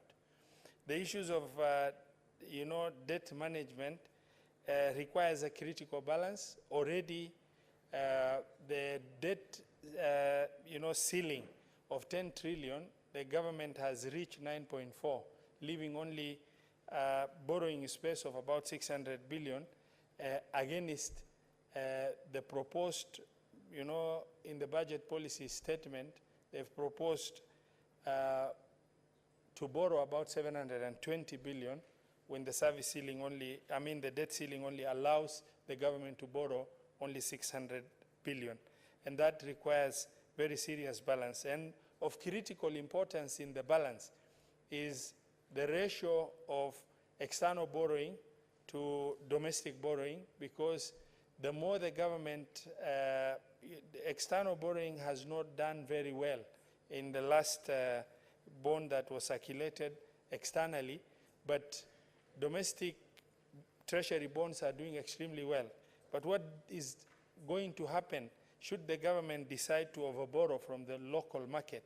It means crowding out will happen of local businesses not being able to access financing from the local banks, because naturally the banks prefer government treasury bonds to lending to individual borrowers, which is going to affect the market very, very highly. The issues of inflation control is extremely critical in this country. And looking at drought, I don't see a very optimistic picture ahead. The issue of the stability of our currency, because we are dependent on import, our balance of trade is more import than export as it stands. And if that is the case, then our foreign reserve need to be improved in order to make sure that the shilling remains stable against all foreign currencies. And the situation right now is not very encouraging, because the shilling stands at the local market at 135 to the dollar, which is extremely worrying. We have processed this document, and as I beg to reply to the issues that have been done, and as I reply, I would like to also request, in line with Standing Order 66.3, for the Honorable Speaker to defer the putting of the question to a later date. Thank you very much, Madam Speaker.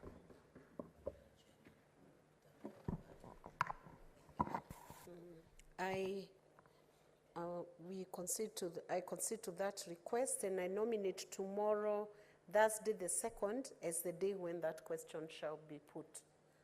We will now go back to the statements that had been deferred, and the first to be received will be the statement from the Senator for Marsabit County, Senator Mohammed Chuta.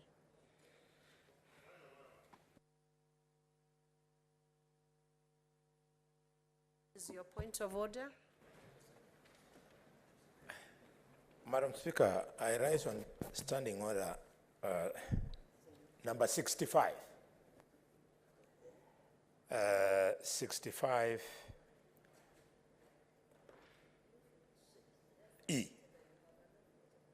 Madam Speaker, this is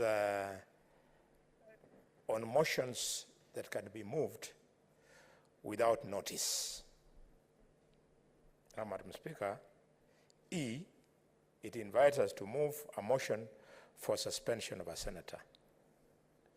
Madam Speaker, I'm not drawing your attention so that I move a motion to suspend any one of our colleagues. But I am drawing your attention to the fact that we have come to the time we should move this kind of motion.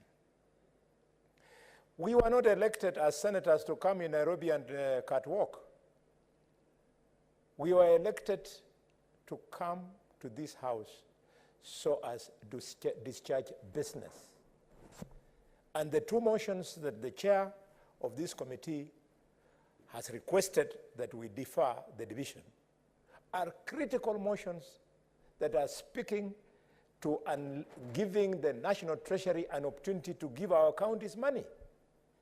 Madam Speaker, in view of this, how would the entire opposition, end to end, including the leader of the majority, leader of the minority, his deputy, the whip, the deputy whip, How can all of them, plus their members, be out of the House, apart from the distinguished senator of Kisumu, Professor Tom Ojiana, and the distinguished senator, Crystal Asige? How can they be the only ones here who know, and the senator for Busia, Omtata, Madam Speaker? How can they be the only ones who are remembering that we were elected to come here so as to represent counties and protect their interests? And there is no greater expression of protecting that interest than giving them money to remain functional. We should consider moving a motion of suspension against the entire minority so that the voters of Kirif, so that the voters of Vihiga, the voters of Nairobi should know that they have elected people who cheat them during rallies, that they are fighting for them when they are actually catwalking here in Nairobi. They should come to the House and transact business. If they don't, let us suspend them so that they don't draw any allowance, they don't draw any earnings for the time that they're not in this House. And those who are here, and we are able, as a majority whip, I'm able to whip enough numbers to pass business. But we suspend these people as a statement. Madam Speaker, that's all. What is your point of order, Senator Sige?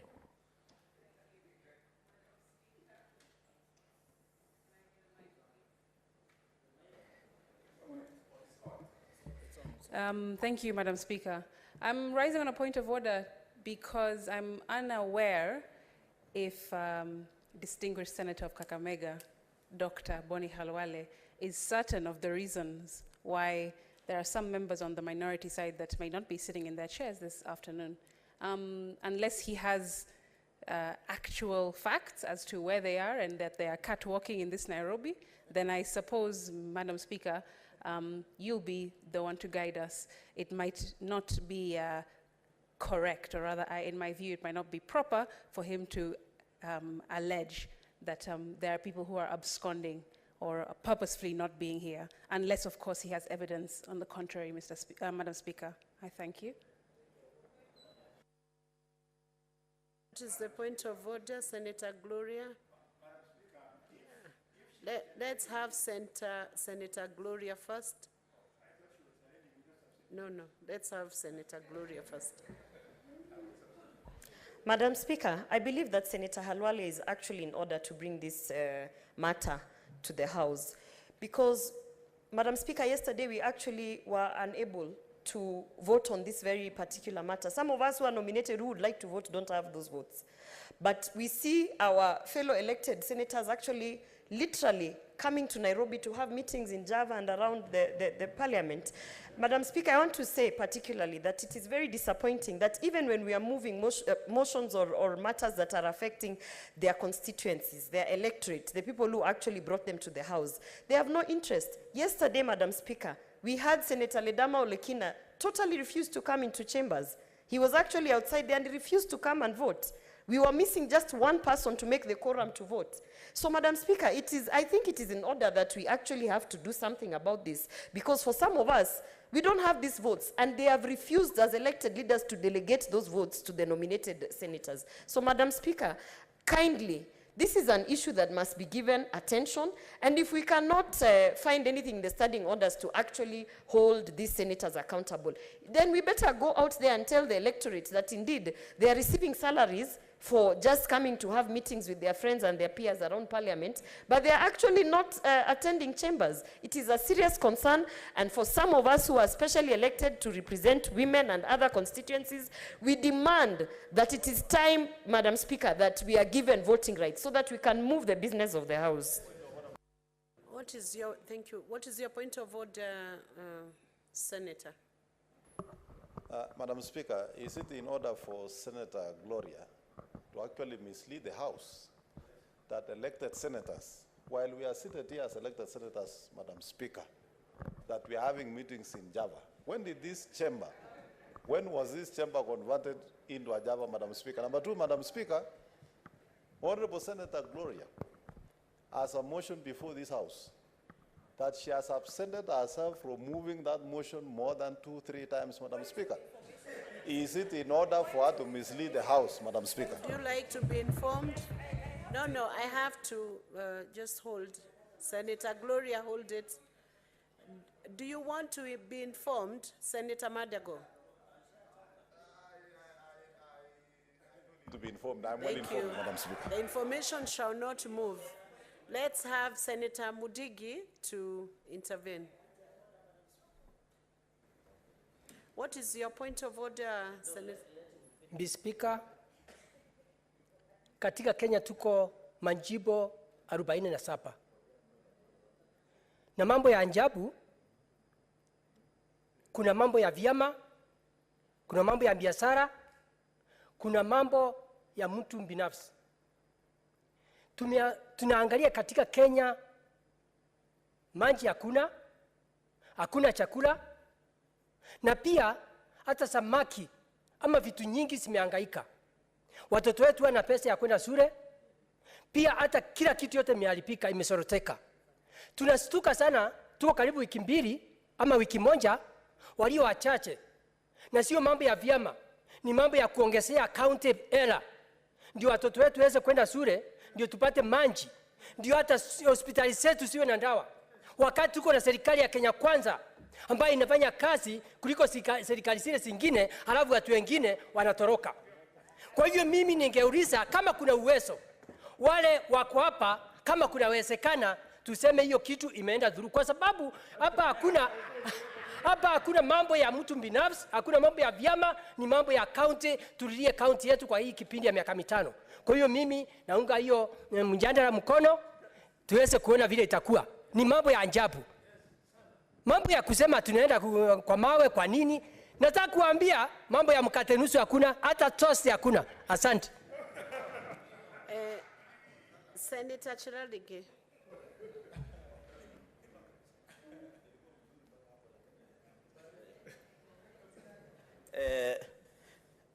Madam Speaker, the point of order that has been raised under Standing Order 65 by the Majority Whip, it is within his rights to raise that. But Madam Speaker, we are aware under the Constitution of Kenya, under Article 1, Sub-Article 2, the people of Kenya may exercise their sovereign power either directly or through their democratically elected representative. Madam Speaker, I invite you to look under Article 93 on the establishment of Parliament. There is an established Parliament of Kenya which shall consist the National Assembly and the Senate, and the National Assembly shall perform their respective functions in accordance with the Constitution. Parliament manifests the diversity of the nation, will of the people, exercise their sovereignty. It is derived from the people and by the people. Parliament shall protect this Constitution and promote democratic governance of the Republic. Madam Speaker, the reading of Article 94, 93, 96, 95, and even Article 1 is just we need to agree, standing under number 65 that has been brought by Senator Boni Kalwale, that our colleagues from the minority side have been, a number of them, I don't want to say all, because I can see Senator Professor Tom Ojienda, who was my conveyancing law lecturer at Moi University.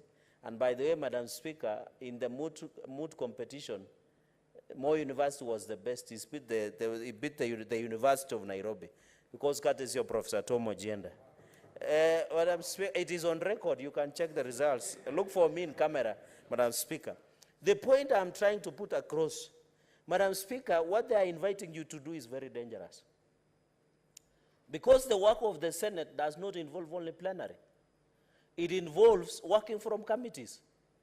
It involves visitation of counties. It involves other things. I don't want, Madam Speaker, to cast aspersions on our colleagues, because I believe in good faith, they could be in report writing of committees, or they could be consulting with their constituents, Madam Speaker. Because under the standing order and the Constitution, serving our constituents is part of the job description that we are given. Madam Speaker, unless, and I want to challenge Senator Boni Khalwale, who I believe in his leadership as majority whip, can prove before the House that the minority side are catwalking, or they are in Java, or they are somewhere doing something that is not within the purview of standing Article 96 of the Constitution and Article 93 and the creation of this. Madam Speaker, I agree there could be some reservations that the minority side have not, but they have not communicated to your House that they are boycotting the plenary session. So what is coming before you, Madam Speaker, in as much as I agree with Senator Boni Khalwale on standing on the number 65 on moving submotions without notice, it is important also to be fair to our colleagues. Because, Madam Speaker, in conclusion, what we need to establish are really our colleagues catwalking, number one. Are they somewhere taking tea and making banters and stories, number two? If, for example, there is a proof that they have traveled out of the county, out of the parliament, out of the country, and Madam Speaker, your office always has a notice of senators who are outside the country and outside the county on special visits. So if those issues, Senator Khalwale, can be proved, then I can support you in taking sanctions against the minority side for boycotting, because I agree, while these two motions, and Madam Speaker, the only request that I can beg of you under this Constitution, unless what Senator Boni Khalwale is telling us, Madam Speaker, is we suspend any other committee meeting, any other county visits, any other benchmarking visits outside the country, or any other report writing that is done by various committees, and suspend all of them. Say that when, Madam Speaker, you have issued a moratorium by saying every senator should be on the chamber. If they fail to turn up, Madam Speaker, then I can invite you to give a ruling. But I would wish and want to know how that ruling will look like, because it will have serious implications going into the future. Madam Speaker, with those very many remarks, I thank you for allowing us to converse, but I hope we can converse with this. And Madam Speaker, in conclusion, I have seen Senator Gloria and other specially elected senators. My appeal, Madam Speaker, because we are in learning curve, you should just talk to your head of delegation. For example, Madam Speaker, if you are in delegation of Murang'a, Senator Wamatinga can designate you as a vote. So if Senator Gloria is either in delegation of Nairobi or in Nyamira. Senator Wamatinga is from Nyeri County. Oh, sorry, Senator Nyutu. Sorry, Senator Nyutu. If Senator Nyutu, for example, Madam Speaker, you come together and you feel you are part of delegation of Murang'a, then he can designate you as part of delegation. No, I don't need to be informed, because I know what I'm saying. Then let me not use Senator Gloria. Senator Esa Okunyuri, for example, who is a nominated senator. I am on point of order. The standing order is very clear. I'm on point of order. For example, Senator Crystal Asike might be coming. Let's assume she comes from Mombasa. Senator Faki, under the law, can designate her as a vote on behalf of the delegation of Mombasa. That is what the law says. So, Madam Speaker, unless we amend Article 125, and that is why many people don't know BBI collapsed. So if you want to amend, just amend the Constitution so that specially elected senators can have the power to vote in any decisions that affect delegations. With those many remarks, Madam Speaker, I would really want to see your ruling on this matter. It will be very interesting for now and in future. Thank you, Madam Speaker. What is your point of order? Take a minute, Senator Gloria. And we will have one final submission on this issue from Senator Danson Mungatana, and I will beg the House to allow us to proceed on. I make a ruling and we proceed. Madam Speaker, I know that we are new to the House and we are on a learning curve, but I want to correct Senator Cherargei.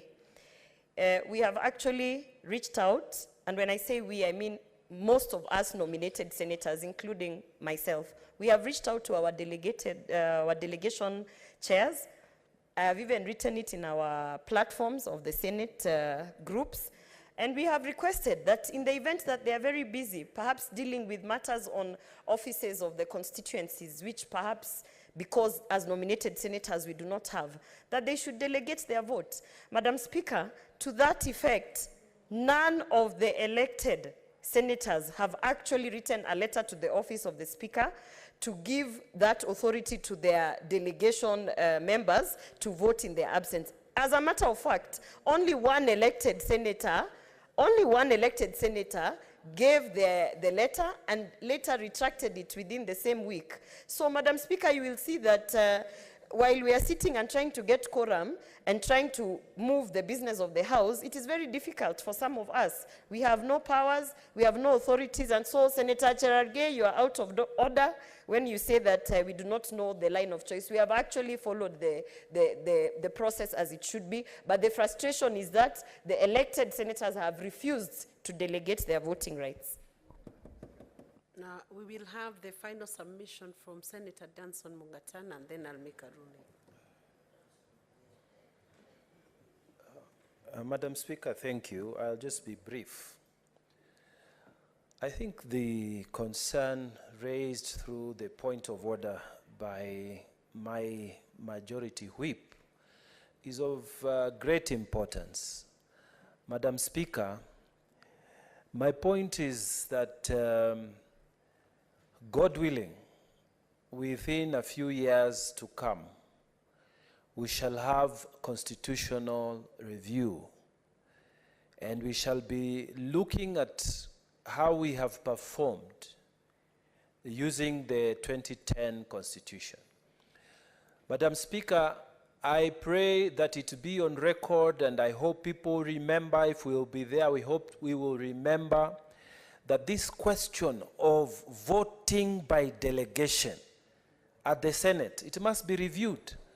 Madam Speaker, let us make every senator be able to cast a vote, because it cannot be that we are denying progress. Important government bills, important government motions are not moving because of deliberate political maneuvers that are bringing filibustering and delay, Mr. Speaker, of those things that must be carried out. Mr. Speaker, it's very wrong. We've been advised that some of these things have time limitations. The chairman here worried, made people to work, the chairman of the finance committee made people to work day and night to bring this motion so that we can be within time. He moves the motion, and then at the time of voting, people just walk out because people know they are in a delegation. Madam Speaker, let us be fair to all of us. And going to the future, we should look at how we can review the voting within this. It should not be delegation voting. We should all vote, Mr. Speaker. I thank you.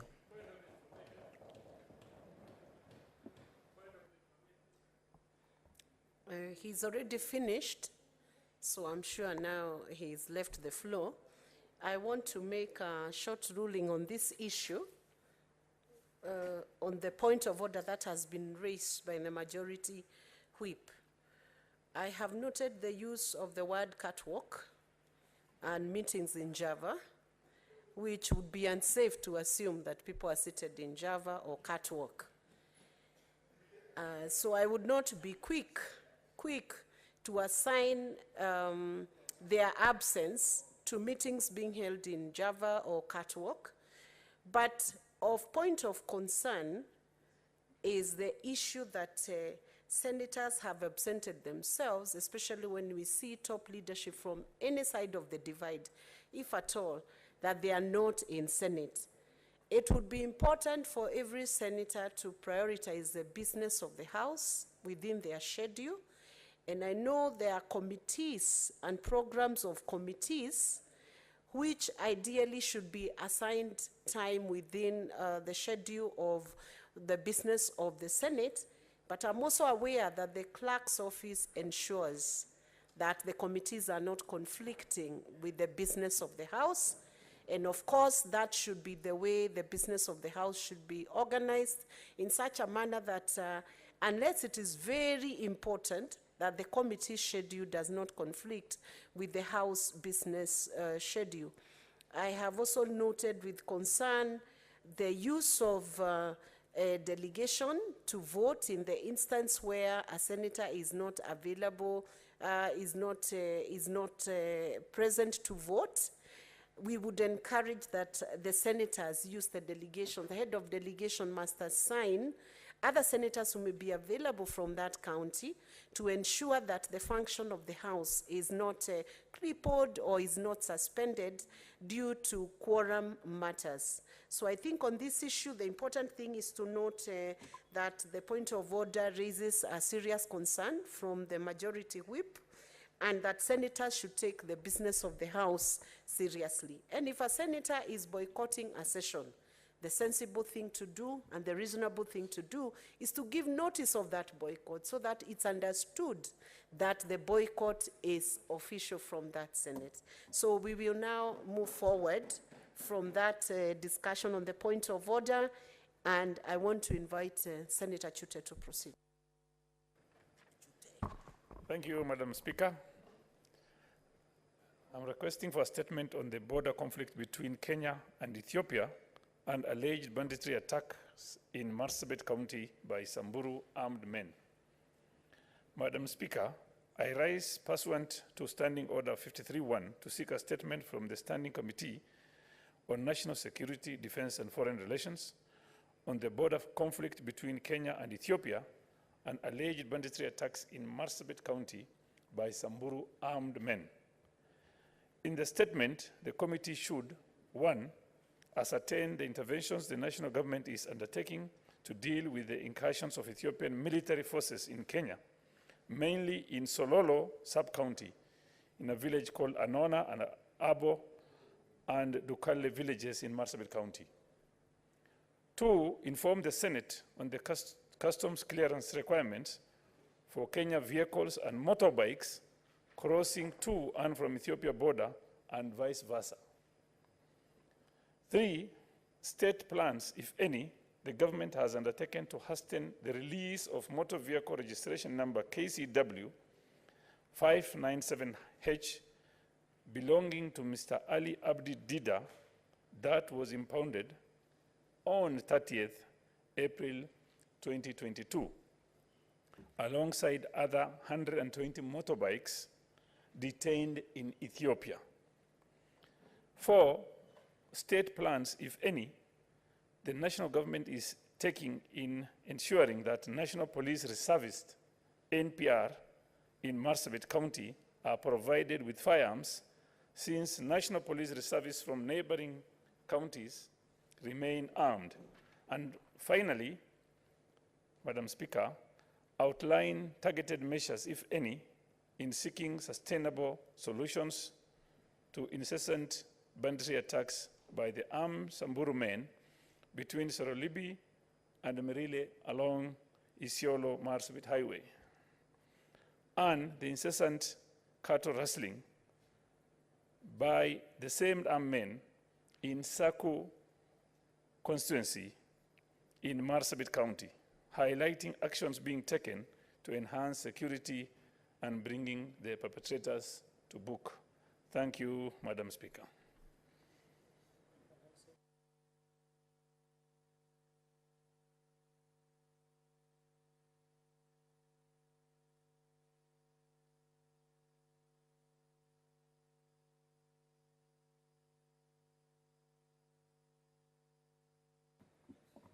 I will now allow anybody who wants to add a voice to it to proceed. Senator Abbas Sheikh Mohammed. Madam Speaker, I rise to support the statement. Madam Speaker, as you are aware, today clan conflicts, armed groups is causing mayhem in this country. You are seeing what is happening in the Rift Valley, especially in Marakwet and Bokot and Turkana. The same thing is happening in Marsabit and many parts of northern Kenya. And I think we are overwhelmed, actually, because those same people have a lot of problems. Today they're facing drought, they have lost their livelihoods, They're still being killed by people crossing from different borders. They come from Ethiopia, they come from Somalia, they come from I don't know where, but unfortunately, this country has become a free for all. We have become too lenient with our neighbors, we have become too lenient with armed people, we have become too lenient with criminals. And as a result, we are losing lives, especially our forces. People have been killed. Innocent kids, if you see the photos today with Mheshimiwa Shute, young boys, young kids are being killed, innocent ones. Therefore, it is high time that we need to take action as a country. I think we should not be allowing it every Tom, Dick, and Harry in this country. We must be able to know who is who in this country. We must be able to control the flow of arms in this country.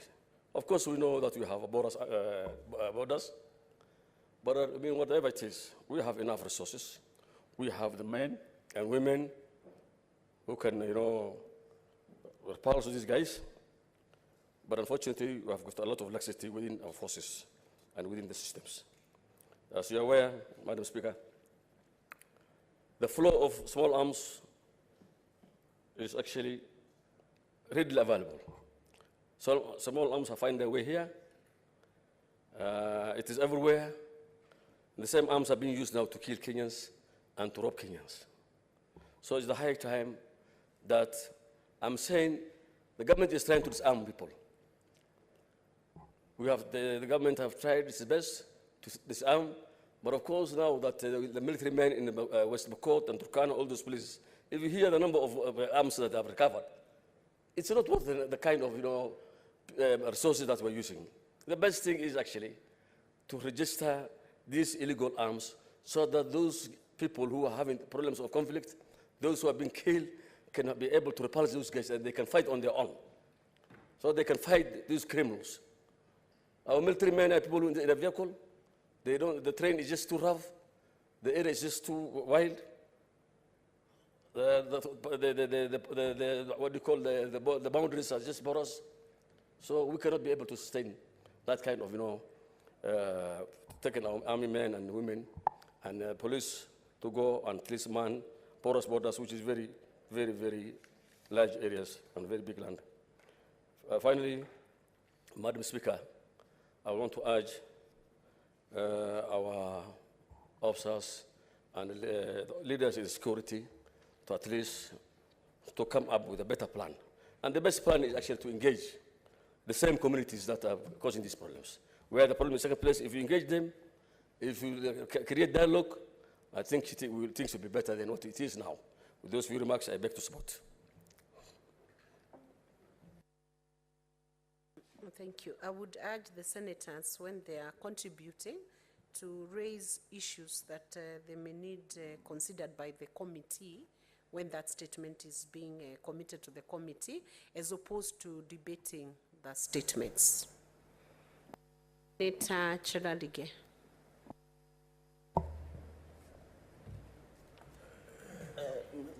Madam Speaker, I'll be very quick. I've seen in the statement, this is very serious, that Ethiopian military walked into Kenyan boundary, Sololo. They came for a party and went away. And no one is talking about. What is my riding on this question? What is the government, Ministry of Foreign Affairs, Cabinet Secretary of Defense, National Security, CS doing? Because under Article 238 of the Constitution, Madam Speaker, the national security is the protection against internal and external threats to Kenya's territorial integrity, Madam Speaker. This was a clear violation of Article 238, and in addition to what Senator Chuta has raised, where military of Ethiopia walked into the borders of Kenya, they have threatened and defiled our territorial integrity and violated international law. In fact, this matter should not only rest within the Kenya, there should have been diplomatic crisis by now, Madam Speaker, through our CS of Foreign Affairs and CS Defense, Madam Speaker. That is I will be seeking that clarification. Number two, Madam Speaker, we have been informed in the same area that today, 2 a.m., allegedly, One adult has been killed, one injured, 2 children, Madam Speaker, 5 and 7 years. The angels of God who have nothing to do with banditry menace that we are seeing across the country, Madam Speaker. It is very sad because the information that we have that today, 2 a.m., in a place called Kargi, Madam Speaker, 1,000 goats have been taken to my corner, and the government knows this information. Why didn't they go and recover these 1,000? And Madam Speaker, I had proposed, in conclusion, that we needed to amend the Tourism Act to include these people who are heartless. If you are killing, if you are maiming, if you are destroying property, Madam Speaker, what else can we call you apart from being a terrorist? Madam Speaker, I have seen the CS in charge of internal security or homeland security. Today he appeared before our committee chaired by Senator Chute. And I assured this country that, and I believe in Senator Professor Kithure Kindiki, because he used to sit where you are sitting today, before he was hounded out of the office. And of course, we are aware he was a chief agent of Kenya Kwanza in the last general election. I want to believe his words, that he says he will be the last CS of Interior to ensure the menace of banditry is stopped. Madam Speaker, myself, Senator Mandago, Senator Kisang, we come from North Rift. We don't have peace because of threat of banditry have taken over.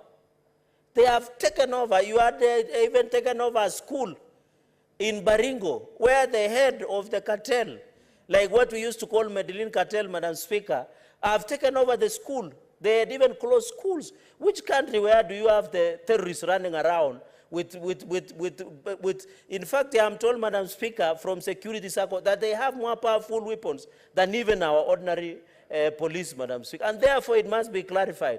I have seen Senator C.S. Kithure Kindiki saying they have recovered 43 rifles.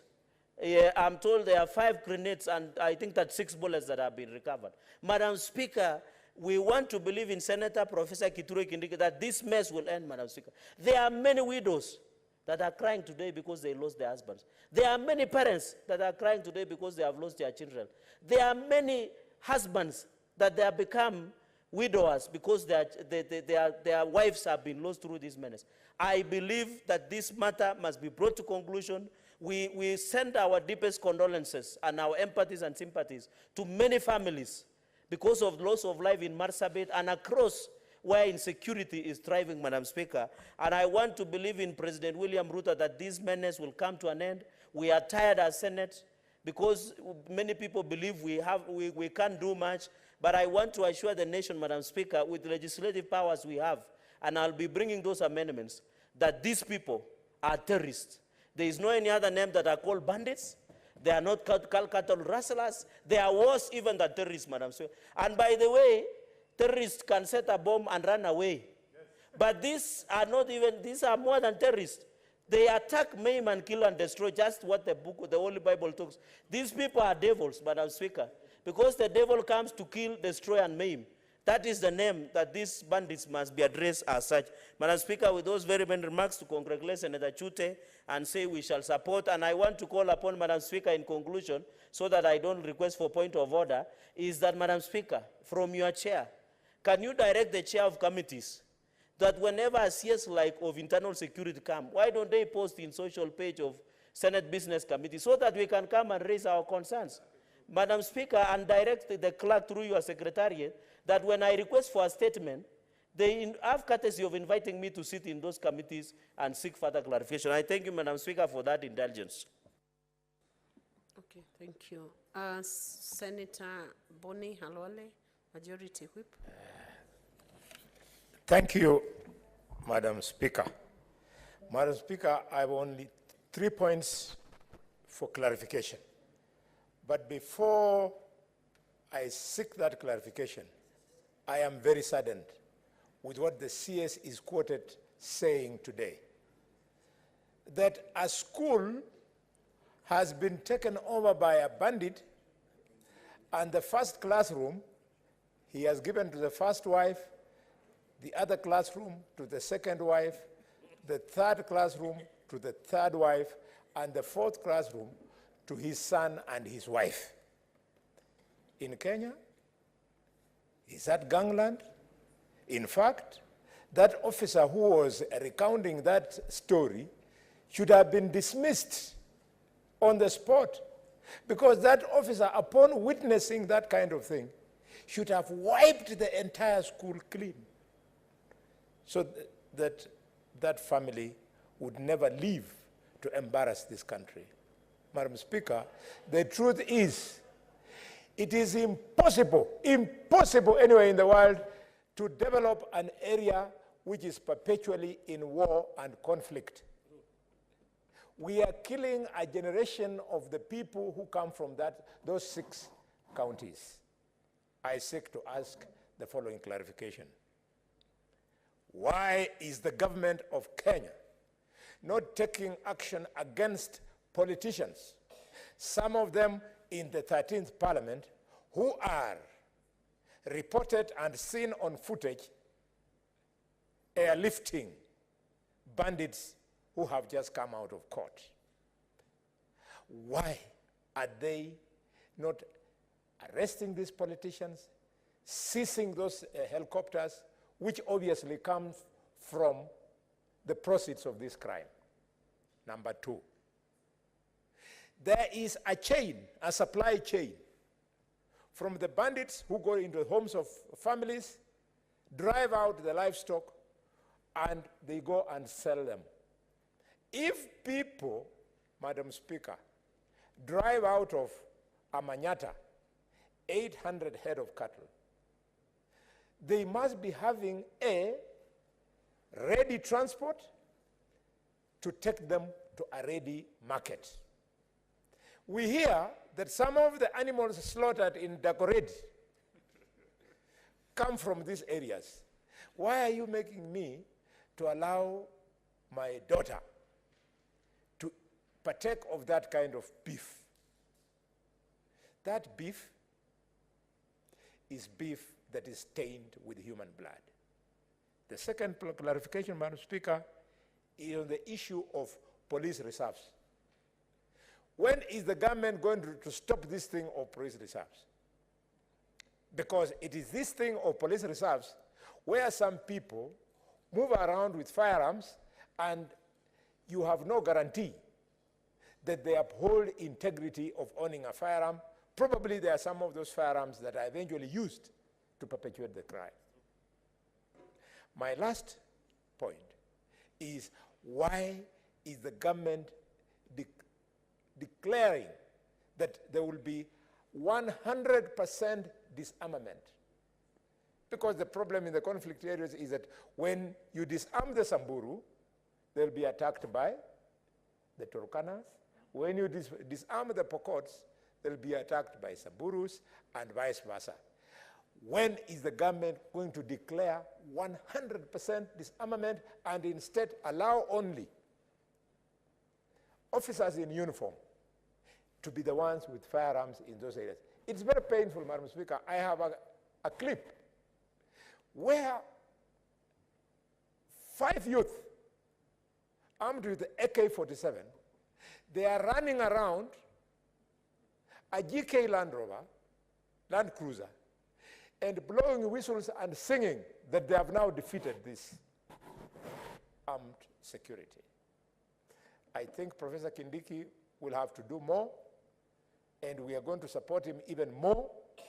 We are going to stand behind the president on this particular operation even more, because we are killing a generation of Turkanas, a generation of Sampurus, a generation of Somalis. This country is wasting resources.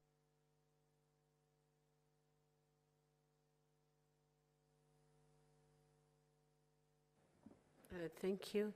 Senator Madego Jackson.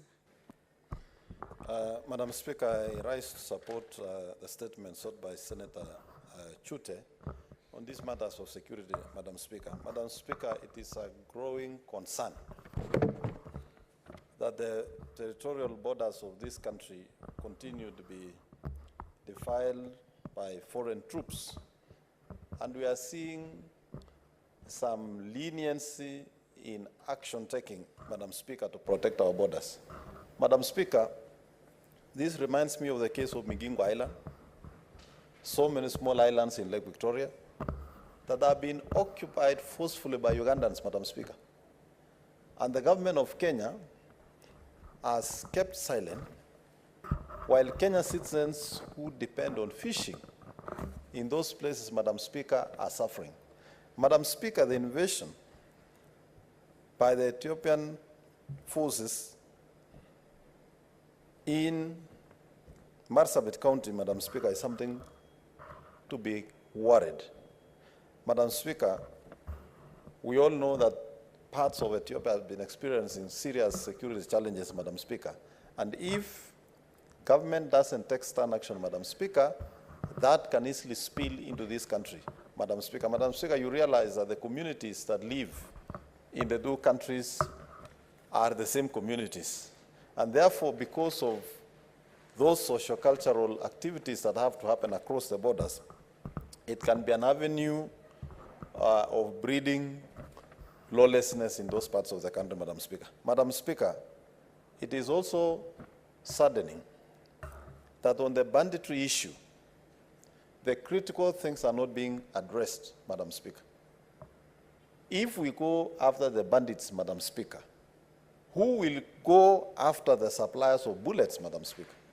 Madam Speaker, this country is one of the countries with highly trained ballistic experts who should be able to tell us the source of the bullets, including the type of the guns that have been used, that to this extent, Madam Speaker, the suppliers of guns, suppliers of bullets should have been the first ones to be hunted and taken to court, Madam Speaker. Madam Speaker, I therefore want, as this statement is being responded to seek clarification on whether, other than the bandits that are being sought after, whether there are any suppliers of guns, suppliers of bullets, who have also been arrested or taken to court on this matter, Madam Speaker. Madam Speaker,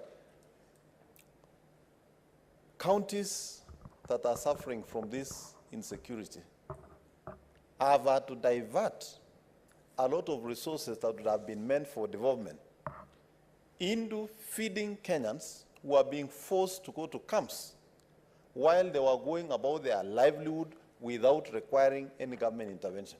Also, Madam Speaker, I would want to seek clarification from the affected counties.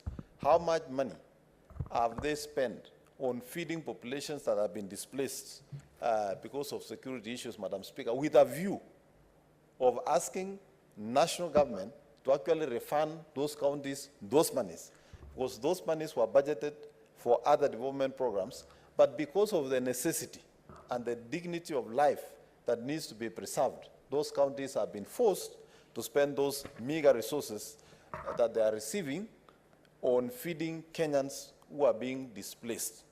Finally, Madam Speaker, the issue of police reservice, Madam Speaker, is something that needs to be addressed. We have border patrol units. We have rapid deployment units within all the ranks of the security forces, Madam Speaker.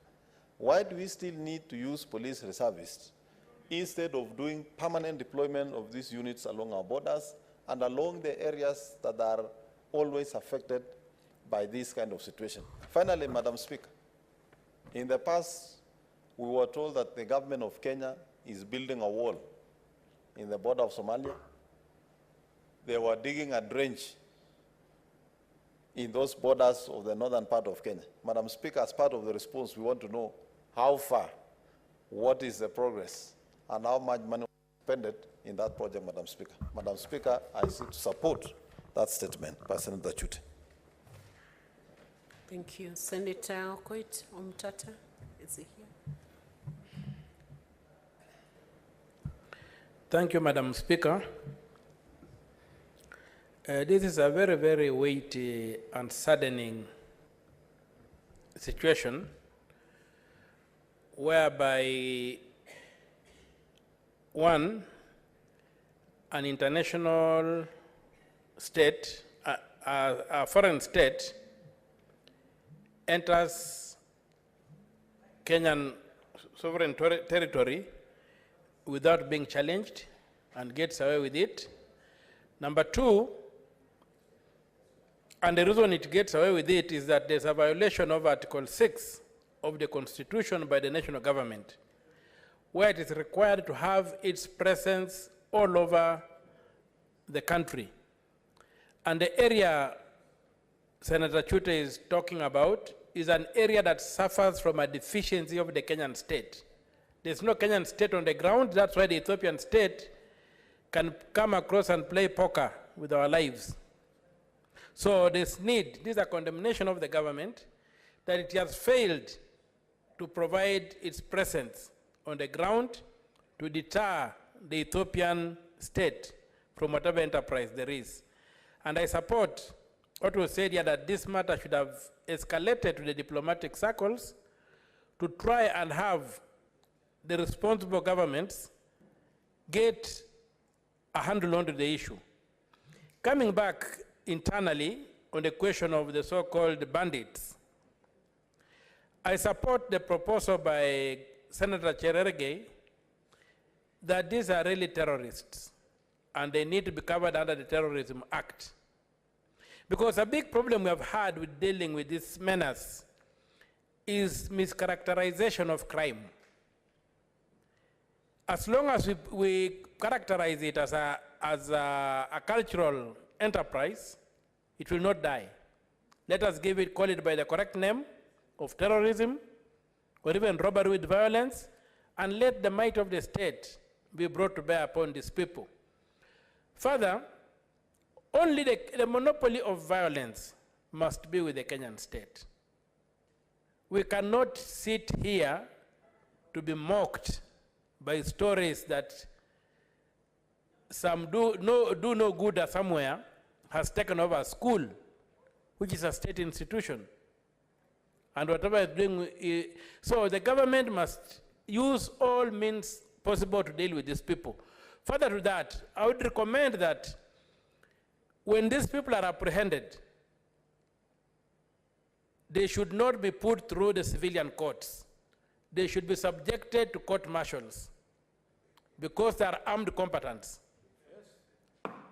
They are armed combatants. They should be subjected to court martials to be tried by the military. Because what they are militaries, they are armies. So we cannot be putting them through civilian trials. When they pick up those guns, they don't go to play guitars, they go to war.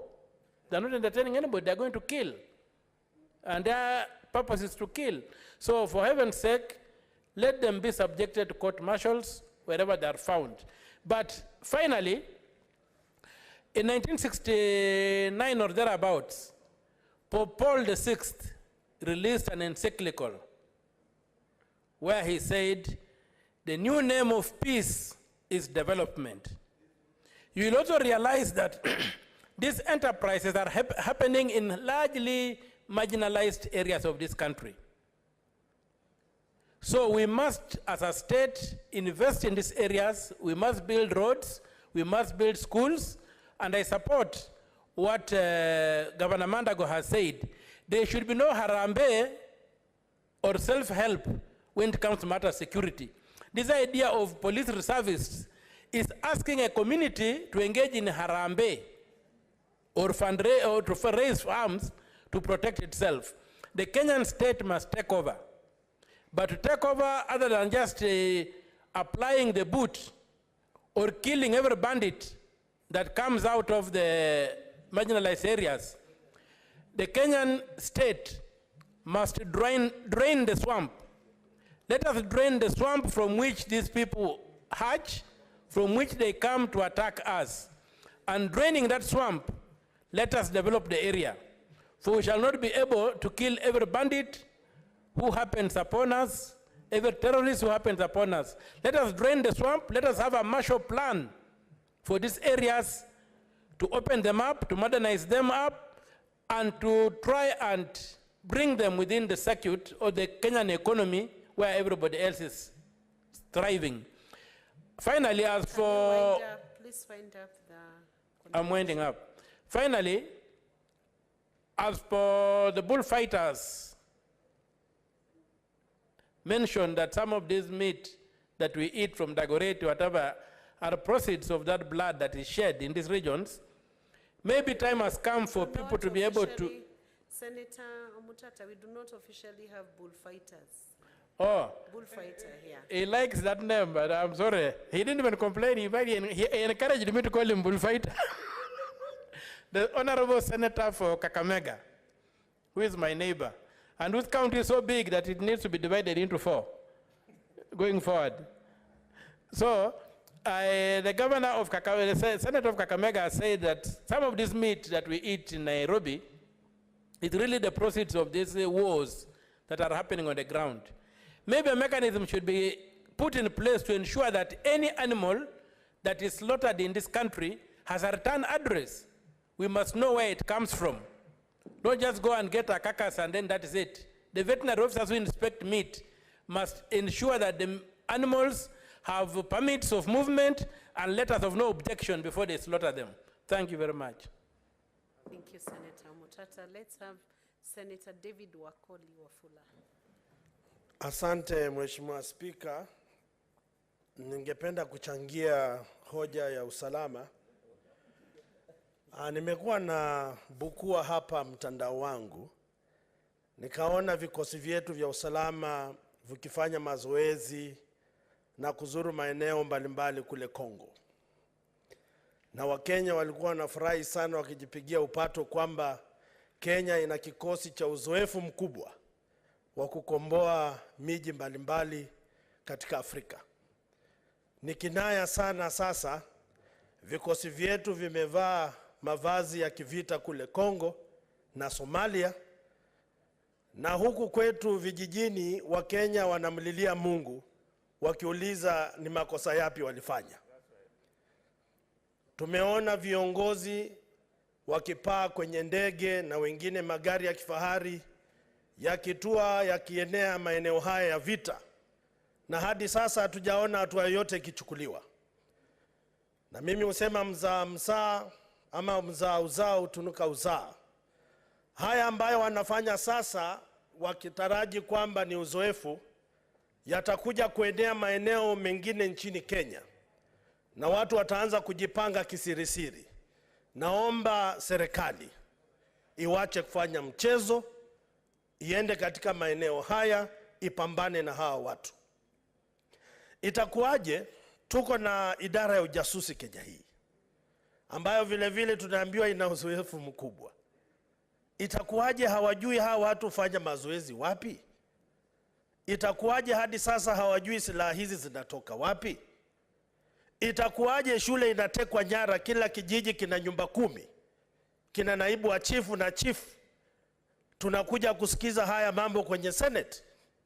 Mimi nadhani kwamba kuna biashara ambayo watu wanafanya humu Kenya na nchi za kigeni, na wanatumia vita hivi kupata mishahara ili hali watu wanakufa na wanaenda kungoja hukumu mbinguni kabla wakati wao hujafika.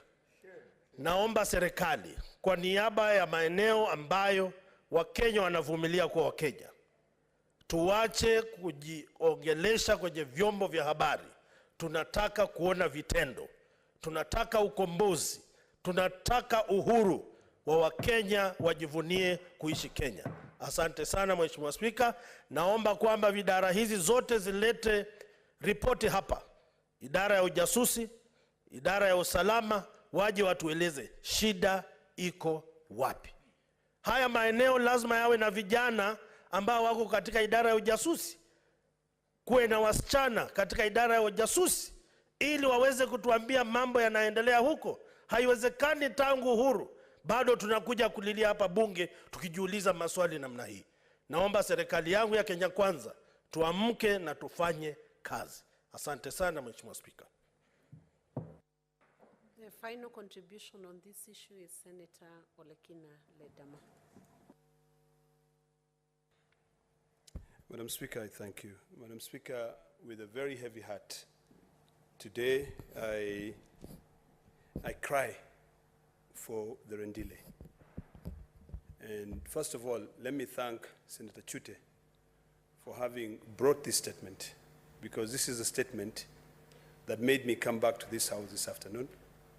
Because every day when one community attacks another community and the government keeps quiet or does not do anything, it begs the question whether we should really be proud of ourselves as one country called Kenya. Madam Speaker, about 3 months ago, one of my staff, his name is Wambas Oleman, called me in the middle of the night crying, saying that the Gabra invaded his home and stole over 500 cows and killed people. It hit so hard because he was saying, I'm completely gone. Today, when I hear that one community has attacked and killed 2 Rendile children, injured 1 old man, a 7-year-old, Madam Speaker, it really begs the question, what exactly are we doing in this country? Why are we priding ourselves, saying that we are Kenyans? Yet, there are those who are Kenyans, first-class citizens, and there are those who are forgotten. Madam Speaker, if history serves me right, and the distinguished senator from Marsabit will correct me, this area of attack is next to an area which is used by the military for training. If you've gone to Marsabit, Madam Speaker, and you drive from Marsabit town, you pass a town called Hula Hula, you come down, before you go to Kargi, right next to Kargi, there is an area where the Rendile, the Samburu, used for their cultural ceremonies. I've attended these ceremonies, so I speak with authority. I know the area. It's a tough terrain. That area, during the last parliament, we were trying to speak to the country, to the government, to move the military out of there. They didn't. Today, when I come here and I hear that 2 young souls have been taken out of this world, it really hurts as a parent. It hurts as a leader. We might have our differences, you know, Kenya Kwanza, Azimio la Umoja, but I think when we come here, what we must defend is the sanctity of life. What we must defend are these people who are our brothers, our children in this country. Madam Speaker, I want to call upon the CS for Interior, who used to sit in that seat as the Deputy Speaker. He's now in a position where, in part of this country, they have taken the military to be able to go and deal with bandits. If you care, and if someone out there is not only busy politicking, if they care, for the sake of these 2 young kids whose future has been taken away from them, whose future has been taken away from them, Madam Speaker, their parents will never get to see them. Please, the first thing he needs to do is to go to a place called My Corner and recover the 1,000 sheep which have been recovered there today, and make sure they go to the people. The next thing they need to do, instead of just having an area where they say it's for military training, is for them to deal, because they know the people who are sponsoring these attacks, is for them to go out there. Because, Madam Speaker, when you drive to Moyale, there is a multi-agency security apparatus. So there's no way you can bribe the road. You know, you'll find people from NSIS, you'll find people from CID, you'll find people from anti-stock theft, you'll find every agency on the road. So it begs the question, why are we still ignoring and neglecting the Rendile? Neglecting and encouraging the brewing of these inter-clans, inter-tribal warfare? Madam Speaker, this is a very painful ordeal, and I do hope that the Ministry of Interior would actually move expeditiously to make sure that that place has got peace. You know, when I was seated here, before I read the statement in detail, and I had my colleague, Senator Omtata, saying that if these people are arrested, they should be court-martialed. I whispered to my colleague and I said, they're not military. But these are the kind of people, Madam Speaker, that if they are arrested, there's no point of trying them. You just put them there and you put live bullets in their chest. If they can be bold enough to take away a child and cut off the stomach and you can see the intestine. Mr. Speaker, Madam Speaker, let me reiterate again. Something has got to be done. If life means anything to any leader in this country, it is about time that we set aside our differences and we secure this country. Madam Speaker, the issue of bandits, the issue of cattle rustling, is something which the system understands. They know. I've always been of the view, and I still hold my views strongly, and I say this is a huge enterprise. You know, it's an international trade that has been fueling and supporting different political platforms.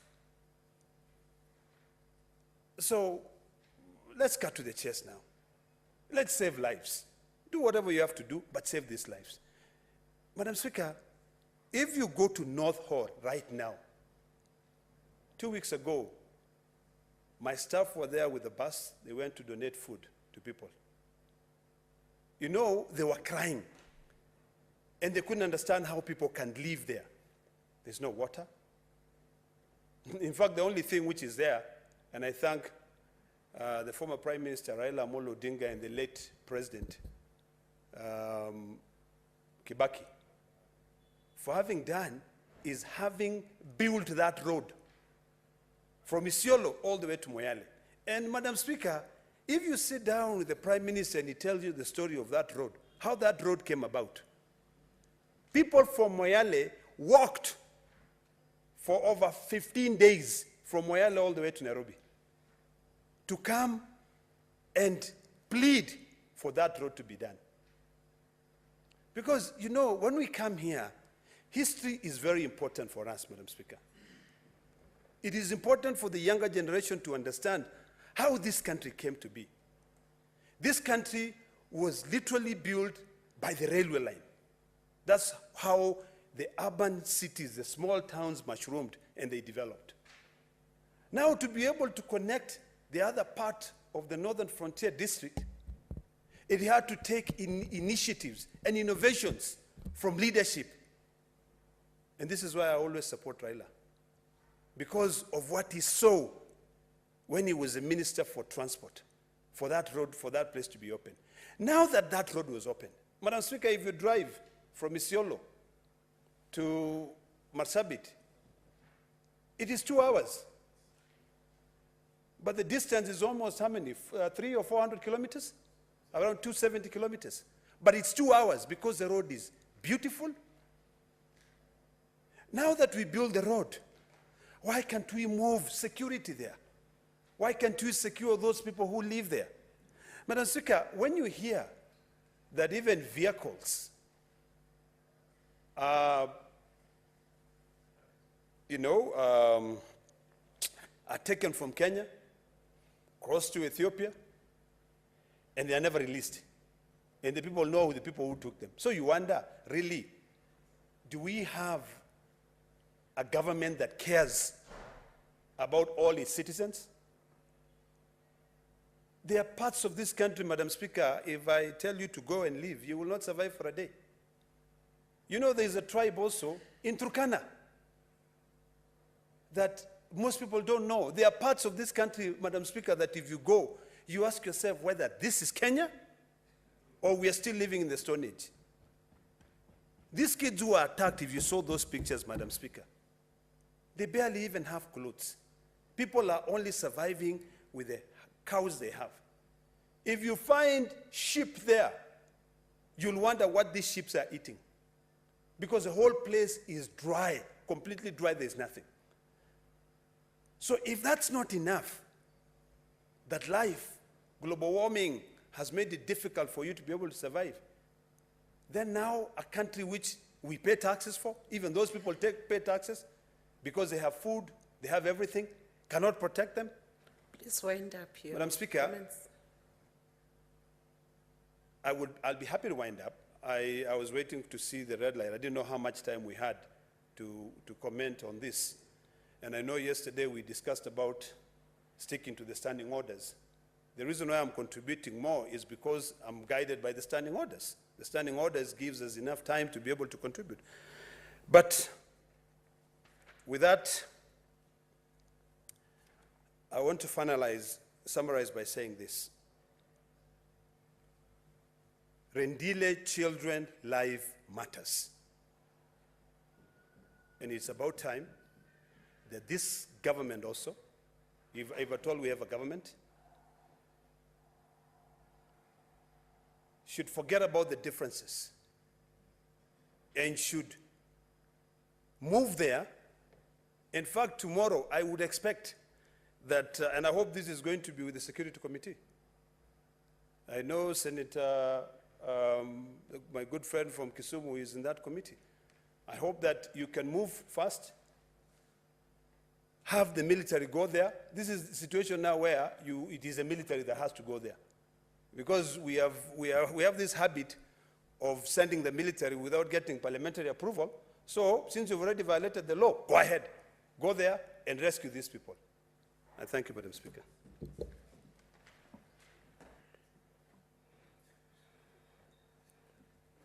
Honorable Senators, as you can see, the issue of security is a matter of very serious national concern and attracting a lot of public interest. And Honorable Senator of Nandi County, Senator Chiraliki, had invited me to comment about the chairman of committees informing other senators when the CSs are invited, like what happened this morning.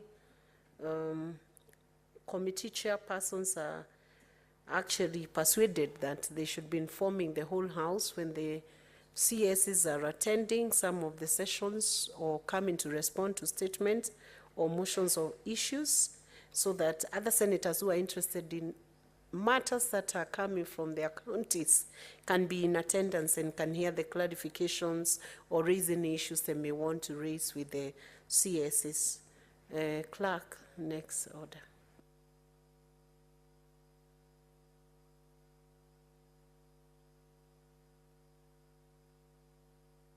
Oh, the statements are not yet finalized. We seek a statement from nominated Senator Hamida Kibwana. That statement is deferred due to her absence. Another statement being sought from the Committee on Finance and Budget by nominated Senator Hamida Kibwana. That is also deferred. Let us now have the Senator for Kisumu County, Professor Tom Odhiambo Ojienda, SCMP. Madam Speaker, I rise to make a statement under Standing Order 53. I will make two statements. The first statement, Madam Speaker, sir, is on the completion of Muhoroni Mamboleo Road. I request a statement. Arise, Madam Speaker, sir, pursuant to Standing Order 53.1 to seek a statement from the Standing Committee on Roads, Transportation and Housing concerning the state of the 63-kilometer Kisumu Chemelil Muhoroni Road. In this statement, Madam Speaker, the committee should state the budgetary allocation made towards the construction of the 63-kilometer Kisumu Chemelil Muhoroni Road, stating whether the allocation is sufficient to complete the road. 2, inform the Senate on the progress made in constructing the said road, detailing how many kilometers have been constructed since inception of the project to date. And thirdly, appraise the Senate on the expected date of completion of the road and when it will be open for public use. Madam Speaker, I rise on the second statement, which is on the status of pending bills in Kisumu County. In this statement, Madam Speaker, I seek, pursuant to Standing Order 53, to seek a statement from the Standing Committee on Finance and Budget regarding the issue of pending bills of Kisumu County Government. In the statement, the committee should, 1, confirm whether the county government of Kisumu has carried out forensic audit of all projects carried out by contractors and suppliers, and the status of pending bills, which bills threaten to stall service provision to the people of Kisumu County. Secondly, state whether there exists any plan for prioritization of the pending bills, informing the Senate of the budgetary allocations that have been put aside towards settling the pending bills, and confirm whether or not the allocations are sufficient.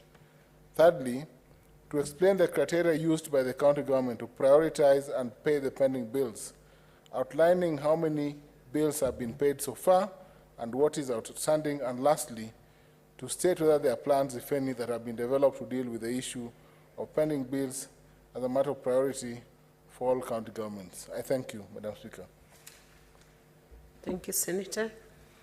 We have one more statement from Senator for Taita Taveta County, Senator Jones Mwaruma.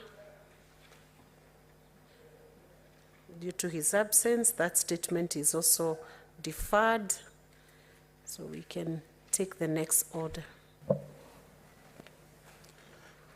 Order number 9, motion, adoption of the report of the Standing Committee on Finance and Budget on the 2023 Budget Policy Statement, Division.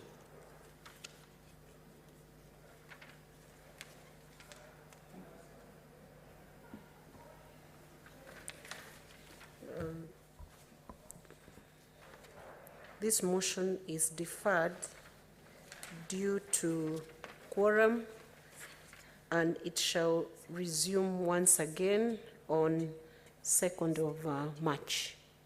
Tomorrow, it's committed to 2nd of March. Order number 10, the Parliamentary Powers and Privileges Amendment Bill, Senate Bills number 5 of 2022, second reading, division. The second reading on this motion is once again deferred due to quorum issues. It's committed to 2nd of March, being tomorrow, 2023. Order number 11, the County Vocational Education and Training Bill, Senate Bills number 3 of 2022, second reading. The second reading of that is still deferred to tomorrow due to quorum issues. Tomorrow being 2nd of March, 2023. Order number 12, the Natural Resources Benefit Sharing Bill, Senate Bills number 6 of 2022, second reading.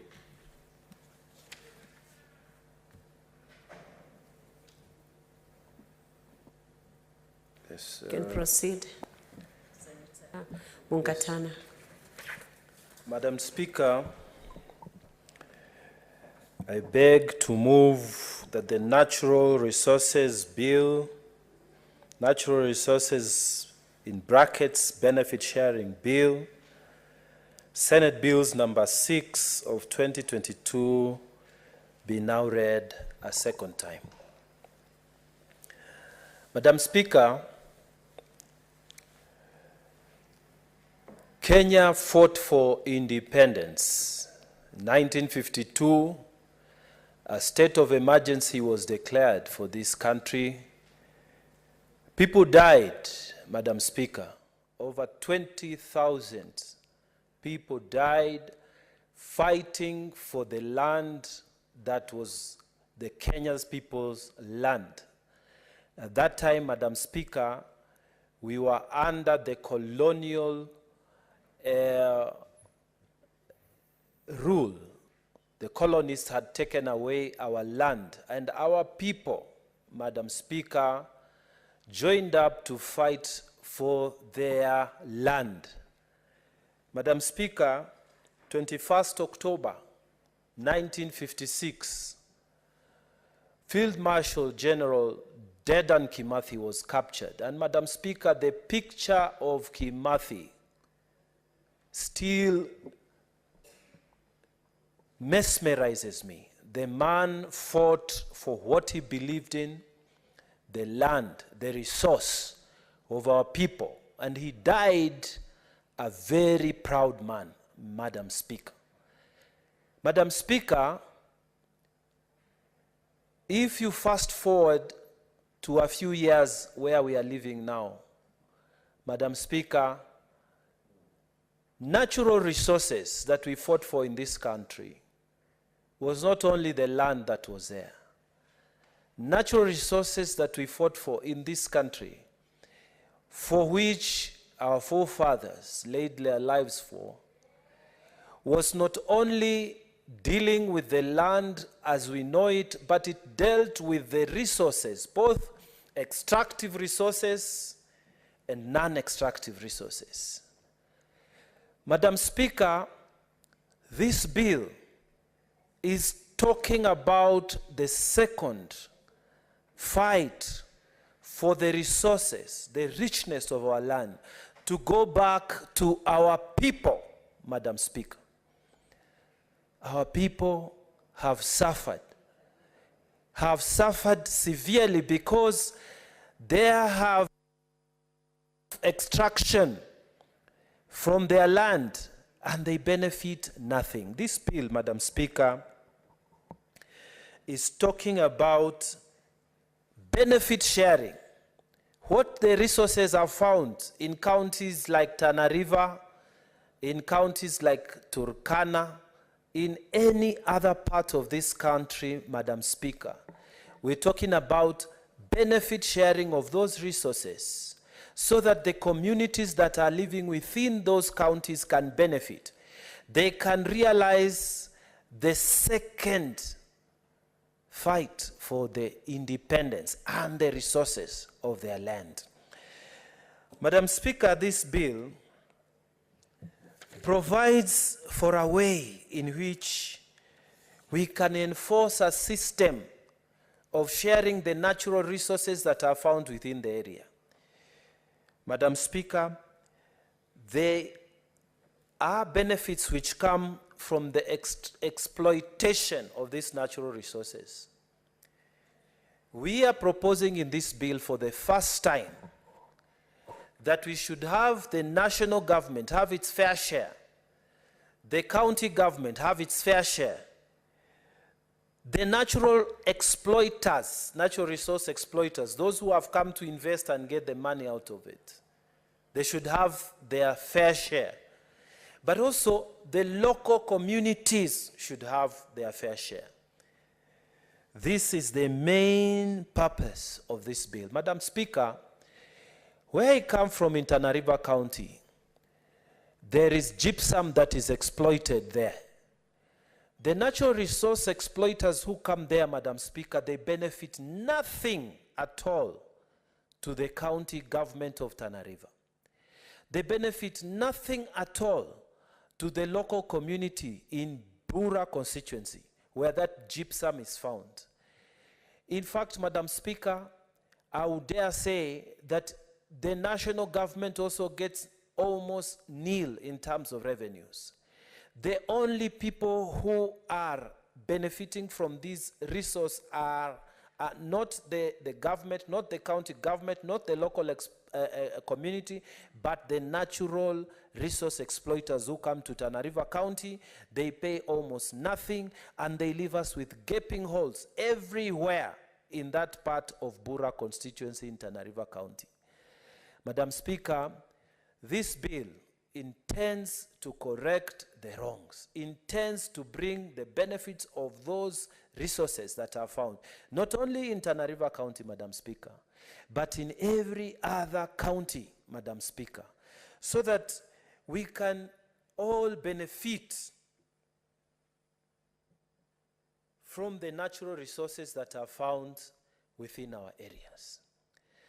Madam Speaker, this bill has defined natural resources to cover not just the extractives, because people, when they hear about natural resources, they are thinking about the oil that might be found, they're thinking about the gems that might be found, they're thinking about the stuff that is inside.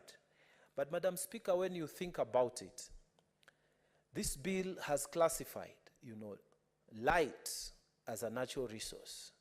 So when people come and they put up this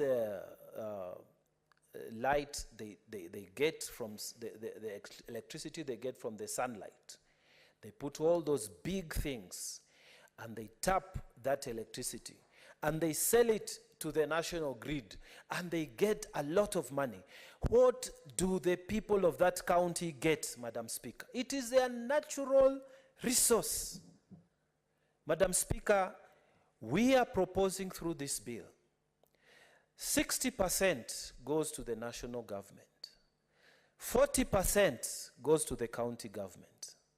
And Madam Speaker, that 40% that goes to the county government is divided into two. 60%, they remain with it. 40% goes to the local community, Madam Speaker. So that if a levy is introduced for tapping that electricity, then if that levy raises 1 million shillings, 600,000 goes to the national government, 400,000 goes to the county government. Of that 400,000, it's divided into two portions. 40% goes to the local community where the tapping of that electricity is done, and 60% remains for the county government to do development for the entire place. Madam Speaker, this bill is not talking about theory, Madam Speaker. Right now, Kwale County, where base titanium is mining, the royalties that have been surrendered to the Treasury, Madam Speaker, are 3 billion shillings the last time that they did. The agreements that were there with the local community is that the local community was only going to get 10%, which is 300 million. But this 300 million lying at the Treasury, there is no mechanism for it to come out for the local community to gain. So that money is still just lying there. Base Titanium has done its bid by surrendering the money there, but there is no legal framework, Madam Speaker, that has been set out for the money to leave Treasury to reach the local communities. This bill, Madam Speaker, will go to solve and unlock the problem that is there. Madam Speaker, that is the natural resource that comes under. Those are the extractives. But Madam Speaker, I was just setting out. I spoke about light. I've mentioned about titanium. I've mentioned about gypsum. Madam Speaker, I want you to remember what is called Project Oil, Kenya. These are the joint partners of Talo, Africa, and Total Energies. Those three people who are mining up there in Turkana. Madam Speaker, when they hear Project Oil Kenya, when you hear Talo, when you hear Total Energies, everyone is thinking about the oil that will be extracted. But did you know, Madam Speaker, that they have stated that in the initial 5 years of production, they need to stimulate the pressure so that oil can come out. Madam Speaker, when you are exploiting oil, you have two wells. There is the well that you dig and you get the oil, and there is the other well, the second well, that pushes water so that the pressure, the natural pressure is increased and the oil is able to be extracted easily. Madam Speaker, for the first 5 years of having the injection well, this one that now pushes water, as opposed to this one of the production well, Madam Speaker, 330,000 barrels of water per day will be required. I'm talking about the resource called natural water now. 330,000 barrels of water. 1 barrel of water, Madam Speaker, is 163 liters. So, Madam Speaker, Talo, Africa, and Total Energy, the Project Oil Kenya, they will be needing 53 million liters of water per day for 5 years so that they can exploit that oil. That water, Madam Speaker, is coming from that county. That water, Madam Speaker, is being taken from, it's a resource that is being taken from that county, from that area. The people who live there, Madam Speaker, they were using that water. There's a whole biodiverse economic system, ecosystem, that exists there, Madam Speaker. And that ecosystem is going to suffer. Who is going to compensate the people of Turkana for the water? We are not talking about the oil, Madam Speaker. So, Madam Speaker, this bill is saying, let us look at the sharing of benefits between the natural resource exploiters, the owners of those, that is the local communities, the county governments, and the national government. Madam Speaker, this is a very important bill. Madam Speaker, you know, when these oil companies come to mine in an area that has been found with oil, they do what is called a signature bonus. That is like a commitment signature when they start to sign, and they pay as much as $100 million. Madam Speaker, that's a lot of Kenya shillings. Those are billions of Kenya shillings. Madam Speaker, these are the kinds of monies that must go towards compensating resources like water that is found there. Even before they start the actual extraction of the mine, Madam Speaker, we have to start giving the people of Kenya, not just in Tana River County, not just in other places, but we are saying, Madam Speaker, the places where the natural resource is found, when the natural resource exploiters come to invest, they must, Madam Speaker, pay something to the communities that are there. Madam Speaker, this bill is one of those bills that is coming to change the way Kenya has been operating. Madam Speaker, Lake Bogoria, which is a natural resource. Did you know, Madam Speaker, that there are researchers in that place who they extract some enzymes from Lake Bogoria 3 times a month, Madam Speaker. And those enzymes are used for creating detergents to clean up the jeans that we wear. High quality jeans, Madam Speaker. The people surrounding Lake Bogoria, they get nothing out of that resource, nothing. The local community gets nothing. The people of the county government, they get nothing. The national government, I dare say, gets nothing. The natural resource exploiter, Madam Speaker, walks away with everything. And the people know what is happening, and nothing is being done. So, Madam Speaker, what we are saying is that this bill is like our second liberation. We didn't just fight for the land. We also fought for the natural resource. And this natural resource benefit sharing bill is going to set up a new way of doing things. Madam Speaker, it's going to remove the confusion that is there right now. Because if you go to the Petroleum Act, the Petroleum Act, Madam Speaker, gives a very different benefit sharing formula.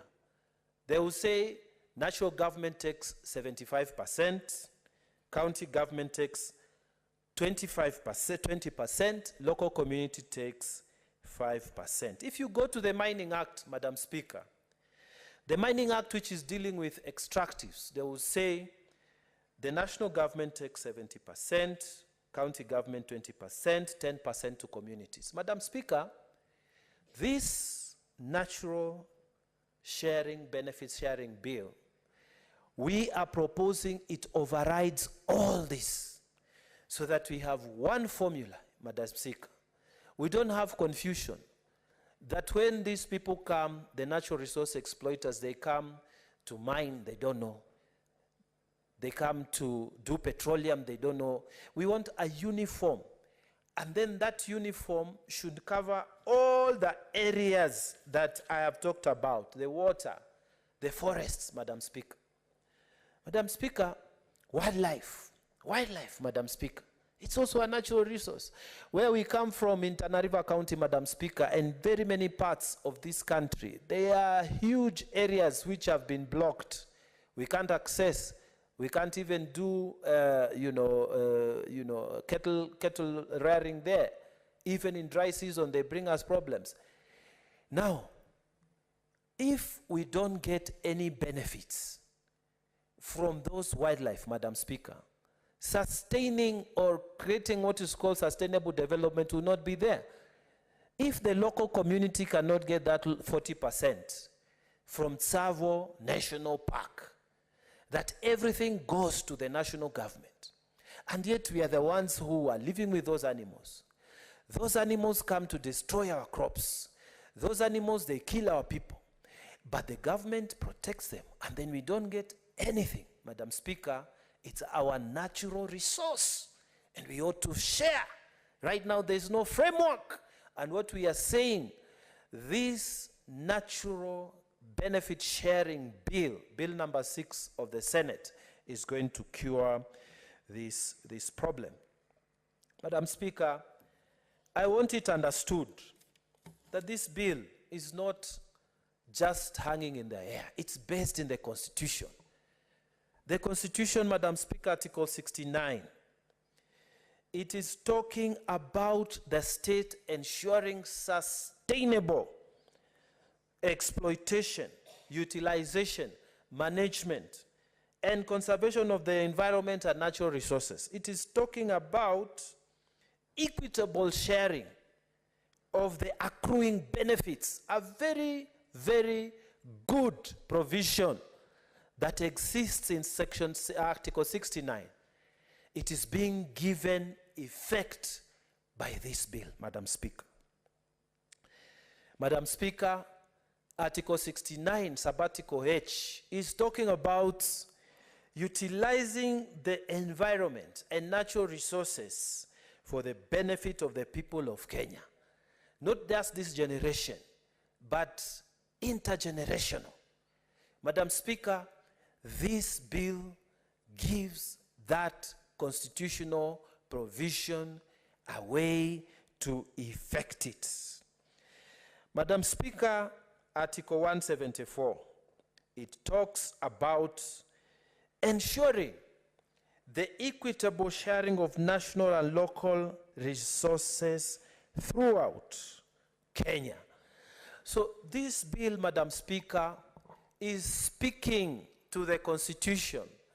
The people of Kenya, when they assembled in Bomas and later on voted this, they said, we want to benefit from the resources as local communities. And Madam Speaker, since we passed the 2010 Constitution, we have not had a mechanism which brings out this aspect of the benefit to the local communities. And this bill, Madam Speaker, as I pray for its support, Madam Speaker, my fellow senators, my fellow colleagues will see that the Constitution and the people of Kenya have sent us here to make sure their aspirations that they explained in the Constitution are given effect through our lawmaking process, Madam Speaker. Madam Speaker, I wanted to say that the Commission of Revenue Allocation, which has been mentioned in this particular place, in this bill, we've said we want it to be responsible for the sharing of, for the making and preparation of the benefit sharing agreements. Madam Speaker, what are these BSA, the benefit sharing agreements? Madam Speaker, the benefit sharing agreements are the agreements I'm talking about, which clearly set out what national government is supposed to get, what county government is supposed to get, what local communities are supposed to get. And Madam Speaker, the benefit sharing agreements are so critical to this whole bill. Why? Because they are the ones, the benefit sharing agreements, Madam Speaker, they are the ones that set out what the local community should get and what the other stakeholders should get, including what the natural resource exploiter should get. So we have said, Madam Speaker, for the BSA, the benefit sharing agreements that have been provided in this bill, we have said, Madam Speaker, can you protect me from Senator Gloria? Senator Gloria, that is out of order. Madam Speaker, we have said the benefit sharing agreements